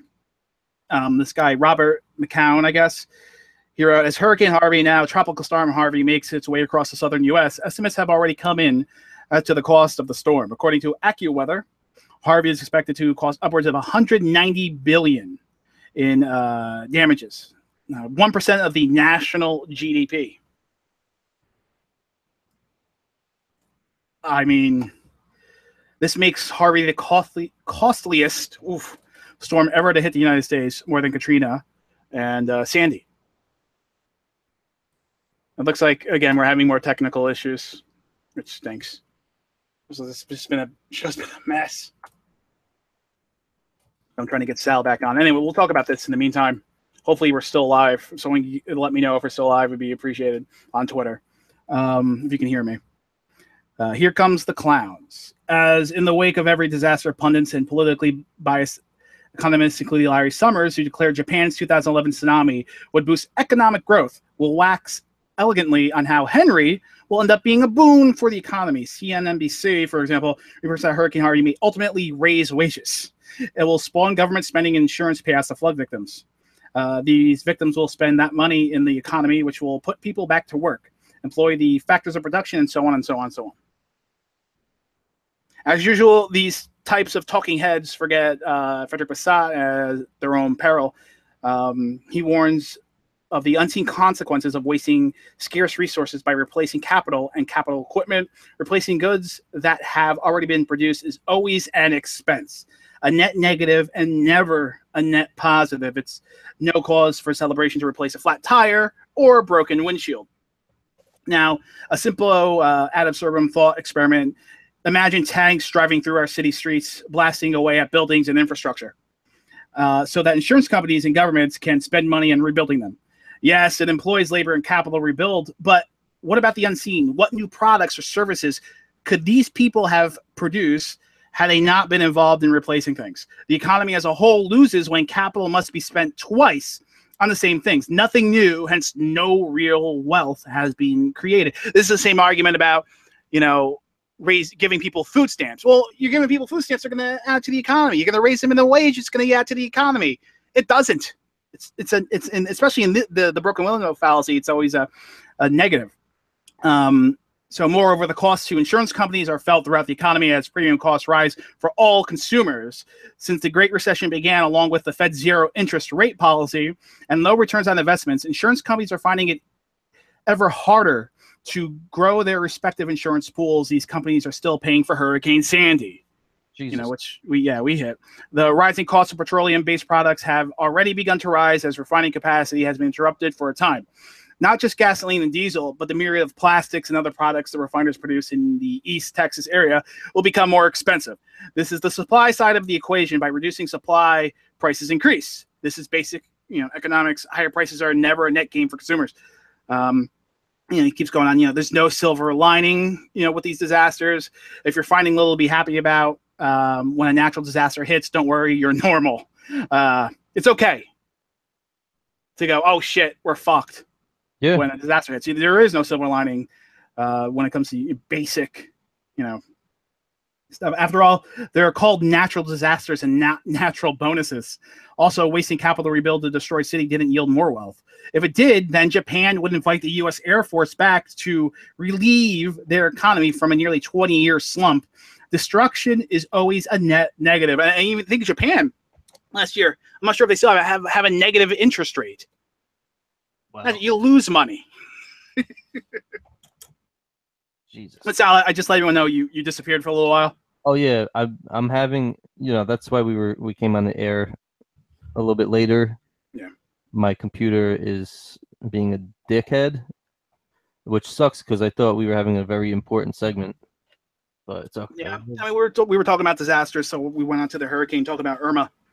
Yeah. And Hurricane Jose. There's another one after Jose too, which is Hurricane Juan. It's all Hispanic names. Something with a K. Hurricane Kareem. It's supposed to possibly hit Mexico. Good. Wait, no, that's bad. There's no silver lining, Sal. No. Well, we don't want to build the wall. We got to wait till the hurricane hits, then we'll build the wall. Exactly. Do you think Trump's doing the whole DACA thing, kind of try to use as to kind of get Mexico on board with the wall as a bartering chip? A lot of, I think a lot of people are also thinking he's using it as a bargaining chip with the Democrats as well. Yeah. And the douchebag Republicans like Paul Ryan. So you want DACA? Give me the wall. Right. You want DACA? Give me tax reform. Give me everything. Sometimes if you're feeling really depressed about thinking that everything's going to hell with Trump, yeah, and, nothing's going right for him, and you're starting to lose confidence, just go to Bill Mitchell's Twitter page.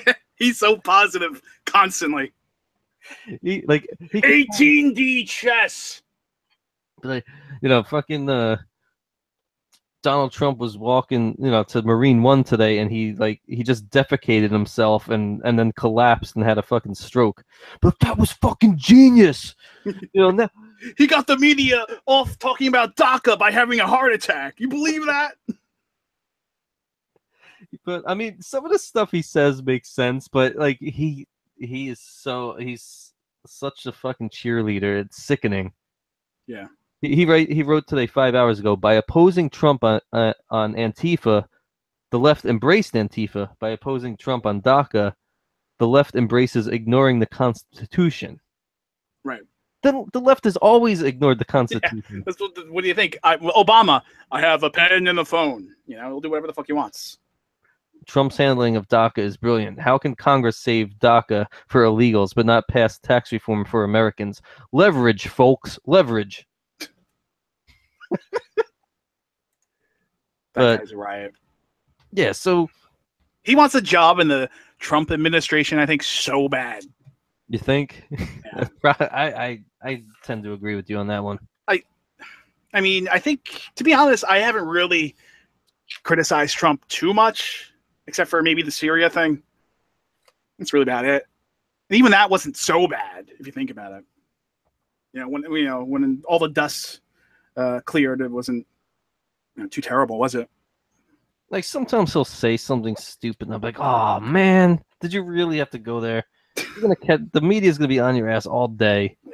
Well, but it's not, he'll say things that are controversial, but it's nothing that's going to fucking take food off my fucking table. Yeah. Yeah.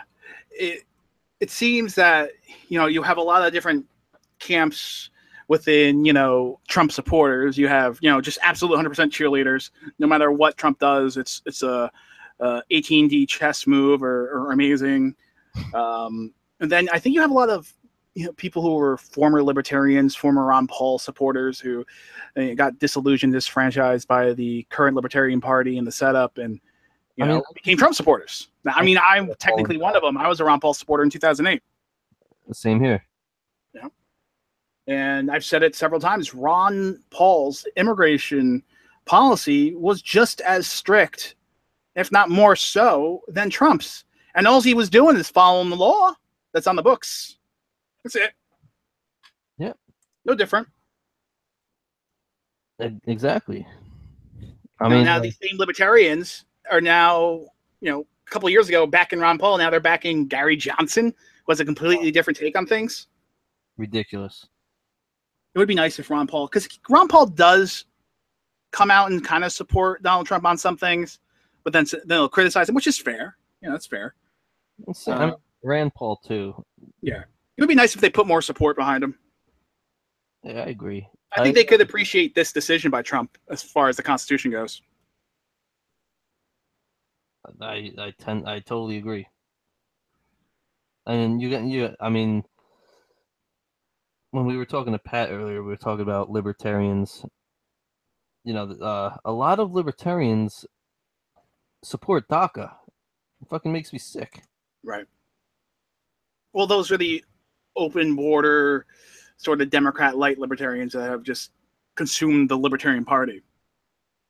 This isn't the Libertarian Party when Ron Paul ran for president, I think, in '88. This isn't anywhere near that. Those days are dead and gone. You have the Democrat lights versus the Republicans. I mean, why become a libertarian and join the Libertarian Party if they're just going to end up backing whoever not the Republican is? That's what it just seems like they're doing. They're just sort of a buffer or used as a pawn to siphon votes from the right. I wanted to go to Gary Johnson's Twitter page to see if he had any thoughts on DACA. He hasn't tweeted since the end of July. Wow. What'd he do? I don't know. Maybe he's stoned somewhere. Or he's fucking hanging out with Star. He's making people bake gay Nazi cakes. Bake that fucking cake. Bake that cake, bitch. Bake that fag Nazi cake. Well, Austin Peterson, who was one of the... Did he come in second or third for the Libertarian presidential nomination? Second. He came in second. He's a number 2 guy. He left the Libertarian Party, and he's now running in the primaries for the Missouri Senate, right? Yes. Getting a lot of, conservative Republican sort of support, isn't he? Yeah. What's his name? Ben Stiller. Ben Stiller. Little Ben. It's the other Jew, the one with the thing on his head. Not that one. The other one. Ben Shapiro. Ben Shapiro. Yes. Yeah. So I'm assuming Mark Levin does because Ben Shapiro's Mark Levin's little bitch. Ben, I said you have to buff my shoes better than that. I'm trying, Mr. Levin. And if my dog ever comes back to life, I don't want to be killed by a zombie dog, Ben Shapiro. Yes, Mr. Levin. Oh, yeah, Sprite. Sprite. I love my dog. I wrote a book about my dog. Rescuing Sprite. Rescuing Sprite and not the drink. Buy my book, every one of them. You don't have to worry about that. Listen, kumquat.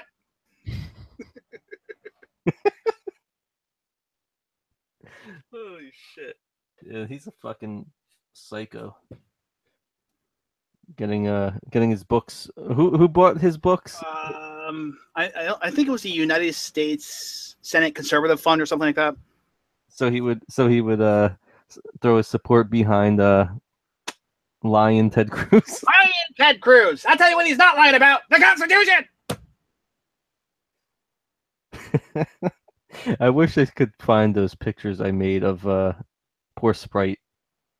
Oh, dress up as a Muslim terrorist? You were trying so hard to get blocked by Michael. Yeah. Like, please, just block me. Oh, it wasn't your... Oh, never mind. Yeah, it was a different thing. Different Twitter account. Not that I have multiple Twitter accounts. Or do I? I don't know. That was a great account. Yeah, that was good. I totally forgot about that. The Sprite is hanging out with Osama bin Laden, his dead dog. He didn't die. He's a terrorist. We should nuke Iran. Me and John McCain will fly the plane. Bomb, bomb, bomb, bomb, bomb, Iran. Remember that John McCain did that song? Oh, yeah. He caught a lot of shit. Yeah, it's all about the guy that doesn't want to go after real enemies like North Korea, who they've been placating for the past 35, 40 years. The last several presidents. Yeah. They want to bomb Iran. That makes sense. We're going to bomb Iran. Me and all my friends. Where's Ben Shapiro? He's going to fly the plane. He's not going to fly in these fucking... He guest hosts for Levin every so often, too. Oh, that makes sense. But, yeah, whatever, man. I remember one of my classes in college, we had to read a Mark Levin book. Which one is it? I don't remember. It wasn't the Judges one. It was a different one. Not Liberty and Tyranny? No, I don't think it was that. It's the last several years it came out. Because the school I went to was a Christian college. I was going for, I studied biblical studies and theology. So it was a conservative school. So I didn't mind. So I loved during the election season when he was going all in for Ted Cruz. Mm-hmm. And he was even defending, the whole thing with the delegates trying to, when they were trying to get the delegates to switch. Was that in Colorado too? Yeah, he was defending it. Yeah. Like this guy that's like so for the Constitution and Law and order. everything but a book. Yeah. He threw that out the window. Yeah, I am buy my book. Buy my book. And then during the Speaking primary, of books, did you know Ian wrote a book? Broken Volume 1. It's the only one. He never got to number 2. I did write a book, Sal. It's nice that Mark Levin mentioned that. You can find it on Amazon, Barnes & Noble. I feel bad Book merchant. No, I'm not making any money off of that. I send people free copies all the time. I don't give a shit. I bootlegged it. Good. Can How do you you bootleg it? I don't know. Can you? I don't know. I don't think so. I don't think it's popular enough that people care to bootleg. Just email me. I'll send you a PDF. I don't care. That's fucking funny, man. I mean, it's poetry and short stories. It's nothing. It's a little bit. No, not a little bit. It's a way different than the tone of the show. You know, it's a lot more serious.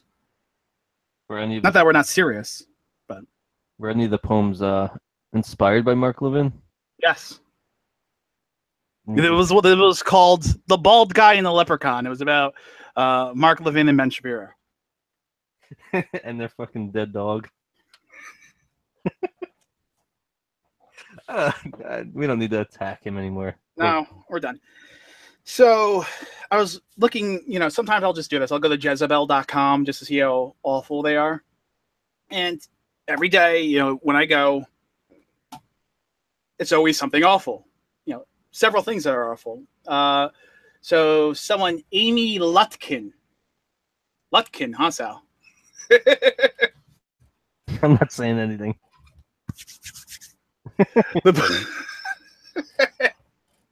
The Bush twins have a book coming out about how nice they are or something. That's the title. Okay. How would you say this? The Bush twins have a book coming out about how nice they are or something. Barbara Pierce Bush and Jenna Bush Hager. I think I met them in 2005. Pretty sure when I met Laura Bush. Anyway, daughters of the American president who started the Iraq War, had to have that underlined, are co-authoring a book to support women and end divisiveness in these troubling times. Okay. Vanity Fair spoke to the twins about their decision to publish a co-written personal essays about their experiences with nice Republicans. So the book, Sisters First, Stories from Our Wild and Wonderful Life, is due out in October and was conceived during the terrible election season of 2016 when things got very unfriendly. It's hard to think back to when politics were friendly, says Jenna. Blah, blah, blah, divisive, who cares? The book will focus on the relationship as siblings and friends as they grew up in the White House spotlight. That so much of this divisiveness is because our current president is a member of their father's party, is systematically destroying the lives of immigrants, trans people, hey there, big boy, all while vocally supporting white supremacists. Doesn't come up during their brief interview with Vanity Fair, funnily enough. Funnily? Okay. They do say they decided to write the book after election night because it felt like the time was right to talk about women lifting each other up. Okay, way to take a stand. I don't understand why this person hates the Bush twins so much. Because they're Republicans? Yeah. Neither sister. No. What? Is that that they're thinking back to a time when politics were friendly. When? The first fucking like when Kennedy had his head blown off. That was friendly. The first fucking election after Washington, people were calling, were saying the other was a fucking faggot. Hey, you fucking homo. I mean, not in those words, but they were, was it Jefferson was saying that Adams was a fucking homo? Yeah. He takes it in the ass. Oh! No, that's basically what was said. So, I don't know what time is she going back to where politics were friendly? I don't know. I mean, I honestly have no idea. I mean, their grandfather was a piece of shit. He was in the CIA. What's that? Yeah, he helped. He tried to orchestrate like almost a mini coup during the Reagan administration, didn't he? I don't know. I'm trying to think what political season, what election was totally friendly? Clinton, Dole. Like I don't know. total gentleman throughout the entire experience. No one. Mitt Romney is the closest to the nice guy politician ever, I think, of all time. You And he think? lost. And he lost. Yeah, he was a nice guy. I mean, the only thing they could find dirt on Mitt Romney was that he put his dog on his roof for a family vacation in the early 80s. That's it. You put the dog in a crate, you put the dog on the roof, and you drive down to your vacation home. That's like the only dirt they could find on Mitt Romney. You had a binder full of women. That was And that's another thing they twisted. Yep.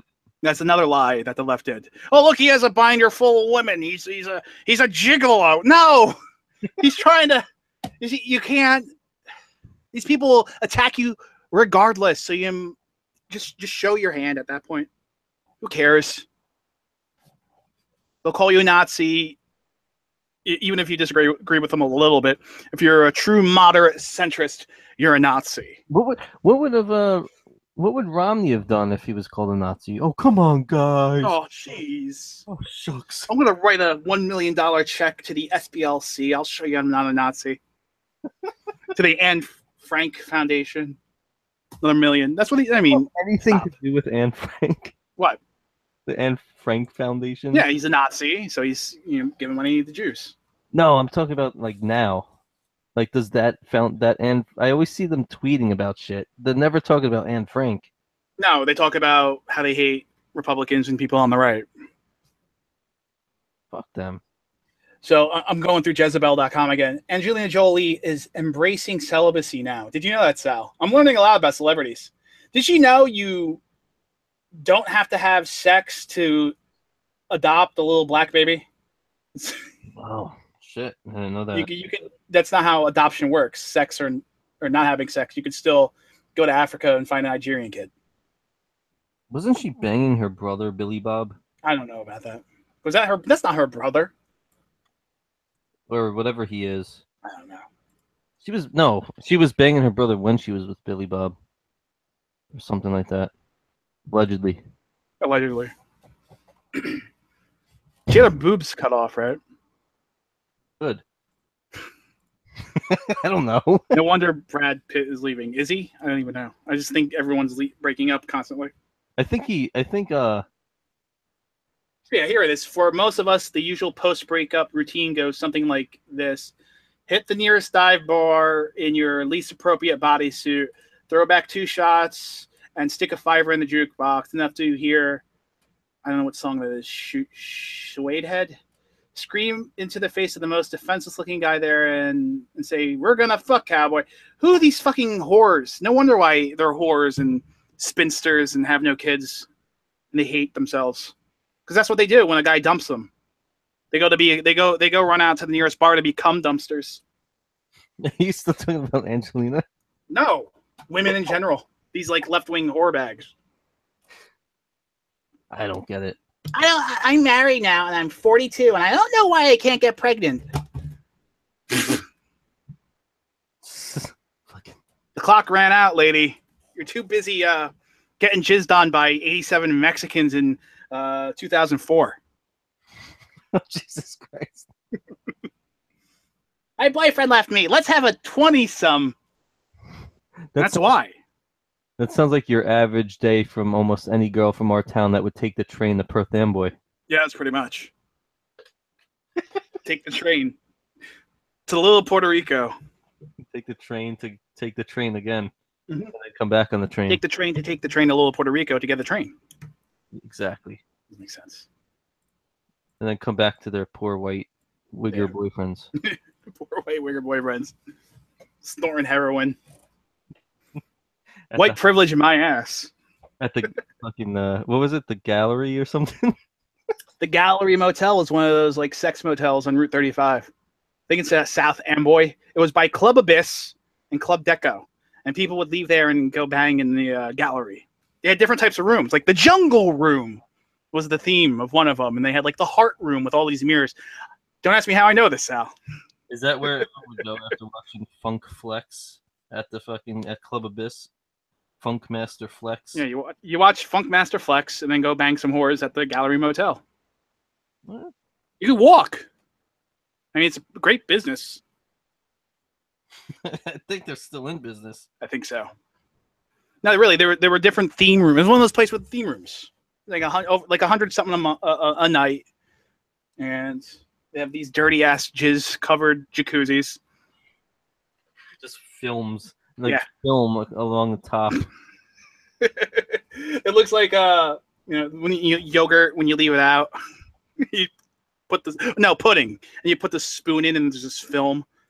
That's when you fill up the jacuzzi there. That's what's on top of it. Just this cum film. Holy shit. Makes me sick. Well, that's the modern day woman. Take birth control till your eggs are fried, or wait so long till you can't have babies anymore. Feminism, everyone. It's liberated women.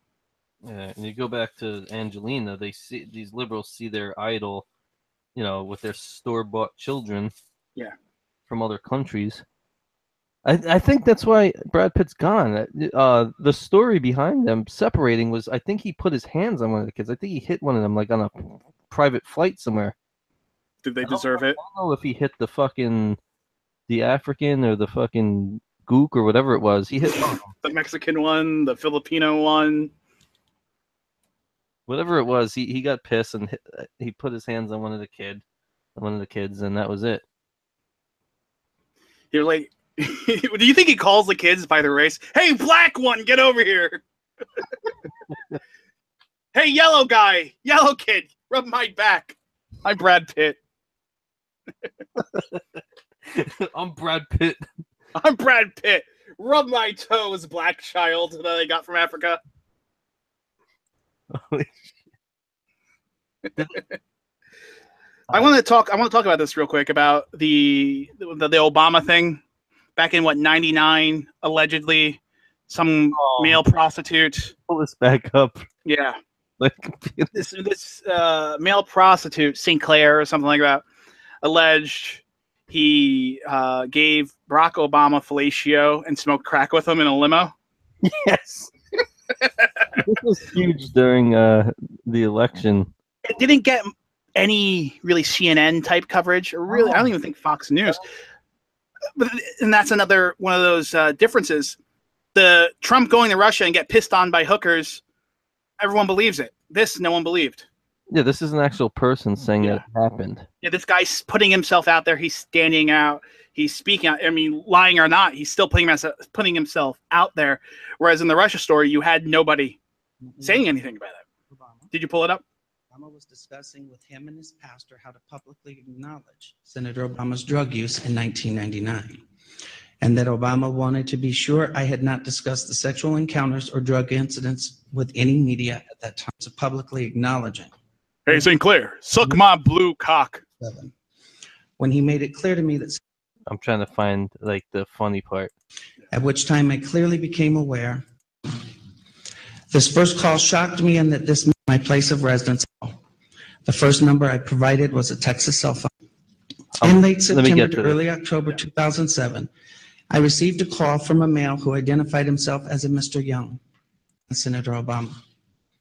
This first call shocked me. I can't find it now. Paramit Mutani. I had it friggin' saved until my computer crashed. Of crack cocaine, and that Mr. Young was in fact doing nothing more than milking information from me for Senator Obama's use. Milking.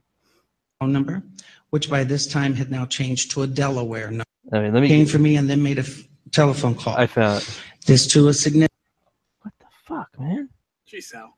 Significant from a cell phone to a presently unknown individual during which Senator Obama arranged the cocaine purchase. There we go. Senator Obama and I then departed the bar in my limousine and proceeded to an unknown location where Senator Obama exited the limousine with $250, which was provided to him by me. Returned a short while later with an 8-ball of cocaine, which he gave to me. I did ingest a couple of lines of cocaine, and shortly thereafter, Senator Obama produced a glass cylinder pipe and packet of crack cocaine from his pocket. Obama then smoked the crack cocaine. I performed fellatio on Senator Obama in the limousine during the time Senator Obama was smoking crack cocaine. He sounds like a total fucking. I don't even know. Like a homo. Well, yeah, but he's a mo. With an 8-ball of cocaine, which he gave to me. Do you think he blew the coke in a straw up Obama's ass? Pipe and packet of crack cocaine from his pocket.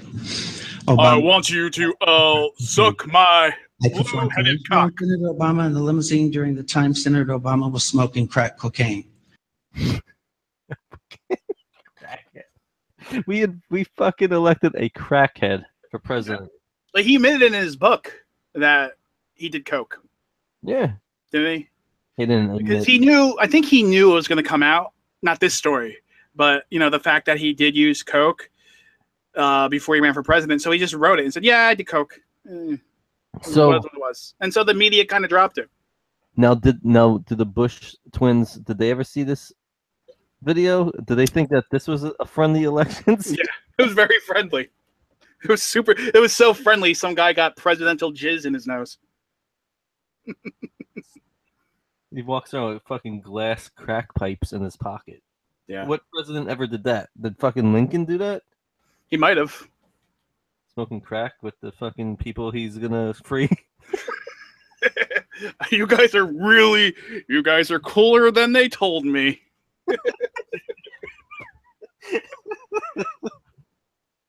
Holy shit.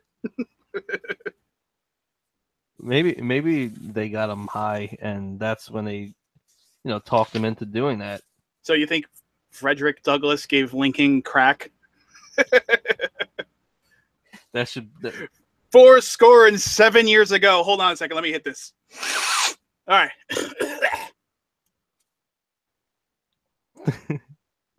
This should be in the Library of Congress. This video. It should be played. The Obama library. On a giant screen. Pipe and packet of crack cocaine from his pocket. Obama then smoked the crack cocaine. I performed fellatio on Senator Obama in the limousine during the time Senator Obama was smoking crack cocaine. That should be the only part of his presidential library. You walk in and you see Larry Sinclair making his speech, like a Madame Tussauds like wax figure up there. The wax limo. You could be like the president when you grow up and do crack cocaine with a gay prostitute. Well, I guess Michelle wasn't pleasing them anymore. She wasn't giving them two in the ass. I mean, in 2008, was Twitter even that? I signed up in 2009. So, and that's when Twitter kind of sort of first came out. If Twitter was as big as it is now, and like back then, you think that this would have been out more? Oh, sure. Like, oh my God, you could have, But no one had control over what the mainstream media covered, except for really talk radio would bring this stuff up every once in a while. And that's about it. Yeah. That's about it. But they would always, especially, the Hannity types, they always wanted to go the high road. So they wouldn't talk about Obama getting high. We're going to take the high road. Well, they're not taking the high road. They're letting in terrorists that want to kill you. Remember that. Every time you think you want to take the higher road, if you're on the right, remember they're letting in illegals. They're letting in people that hate you and want to rape you and kill you. So there is no high road, if you ask me. So you want to wrap the show up? I think we've been on for a little bit over 2 hours, right? Yes, we have. We made it. We made it, even with all the technical issues. Yeah, we did, man. And we have the backup. We're good. Yeah, it should be. Oh, I hope so. God, Jesus. This is going to be a fun one to splice together, huh, Sal? Oh, definitely. Get ready for the podcasts. If you want to re-listen, you can, listen here on YouTube, but you can also listen to SoundCloud, iTunes, all that shit. Let's just do the outro. I want to tell everyone what to do. All right. Let's do it. Hit the music, Sal. I'm hitting the music.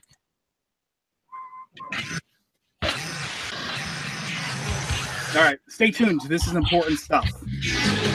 Kind of. So thanks for listening. Make sure you take 10 seconds and give us 5 stars on iTunes.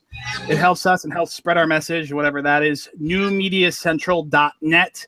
NewMediaCentral.net. New Media Central is an independent network. Hold on. I can't read this. You can find informative news, commentary, and thought-provoking podcasts. No casts. There's us. You have Larson. He does a weekly show. So, we're there. We are free of PAC. He does it from France. Yep. And mainstream media influence. So any help you can give would be appreciated. A quarter. I don't care. Whatever you give, do it through PayPal right now. We closed down our Patreon. And I'll send you a PDF of my book, Broken. And if you want the soft cover, it can be purchased on Amazon and Barnes & Noble. And if you want the digital and don't want to donate $1 and just pay the full price, it's available in iBook, ebook, Nookbook, Kindle, all that shit. You can follow me on Twitter at Ian D. Erickson. You can follow Sal at NMC. Follow the show at Patriarchy Show. No the in front, just at Patriarchy Show. And follow the entire network at New Media Central. HalseyNewsNetwork.com. We're part of that. I think it was like 10 affiliate networks, part of Halsey News Media. They pretty much let us do they do let us do our own thing. So we're still partnering with them. It's been fun. We made a lot of interesting connections. And speaking of Halsey News, next week on the show is Stephanie McWilliams of Right Millennial. RightMillennial.com, right? Yeah, and she's a co-owner of Halsey. Yep, co-owner. Right, I'm pretty sure it's Right Millennial. She's one of the Coens. The Coens. Yeah, it's Right Millennial. I knew it. See, yes. RightMillennial.com. You could check her out. She'll be on next Tuesday. As long as we don't have Hurricane Juan, we should be fine. I want to thank Pat Dixon for coming on. Again, you can find his show, the visual show, on compoundmedia.com. I'm on there, a lot. I've been, infrequent but frequent guest, if that makes sense. Anthony Cumia just joined up with Artie Lang, so there's the Anthony and Artie show. I think today was their first episode, actually. Yes. So make sure you check that out. Eastern time tonight. What? I think they were on at 4 p.m. earlier. Yes. Yes. So that's compoundmedia.com. They've done a lot of shuffling of shows and such. And there's a lot of content there. You can also find his companion episode, which is a free, at crimereport.nyc for any of his stand-up dates or appearances, which is normally in the New York City area. You can go to comedianpatdixon.com, and you can also follow him on Twitter at Pat Dixon. And then his wife's book is coming out, Unwifeable, is coming out in spring of 2018. You can pre-order that now, I think, on Amazon. I'll put the links in the description and on the website. And last, no, not last. Hold on. Where's the thing I have to say? There's another thing. There's so much things I have to say about this thing, Sal. I know. This is a long end. Well, I figure it's better to do at the end, so if people want to tune out, it's not good for us, but it's good for the listeners. But, I implore people to listen, because this keeps us going, kind of. Yeah. Yeah. So, yeah. I want to talk about VPNs. VPN Unlimited creates an encrypted tunnel, and all user activity travels through it. This means that all the data they send or receive is hidden from hackers, sniffers, and spies because it is inside that tunnel. A tunnel is established between your device and one of 1,200 plus reliable servers of VPN Unlimited located in 70 plus regions around the globe. I know a lot of our listeners are kind of anon type people, and with a VPN, kind of hide you. I mean, I don't think it's going to hide you on the provider end, but it's still safer. Especially if you're on Twitter and remembering the 5th of November. Yes, watch for Xbox.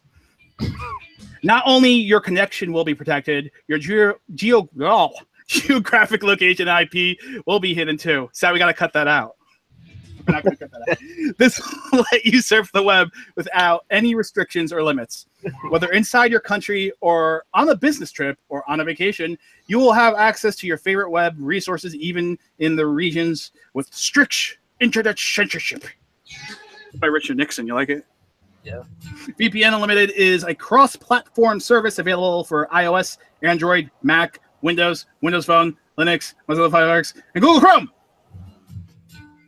There will be a link in the description and on newmediacentral.net. There's a video. Click that link so we get our affiliate shekels, Sal. Exactly. It'll be helpful.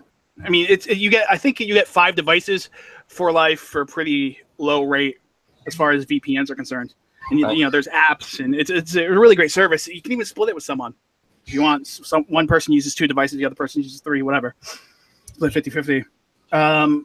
Last but not least, heartofamarine.org. Heartofamarine.org. The Heart of a Marine Foundation is a nonprofit organization that provides comfort, support, financial assistance, and educational resources to improve the quality of life of military personnel in all branches of the United States Armed Forces, including veterans and their families. That's heartofamarine.org. And Sal! Yes. With that, I'd like to say I'm dead and I can't breathe. Sounds good. I can't believe we actually did it. You did. Oh my God. I did it. I'm a champion. You hung in there. Yeah, we didn't hit a couple things, but we'll hit it next week. Yeah. You know. Hopefully my computer won't crash again. Yeah. Fucking annoying. All right, let's get the fuck out of here. Bye. Bye.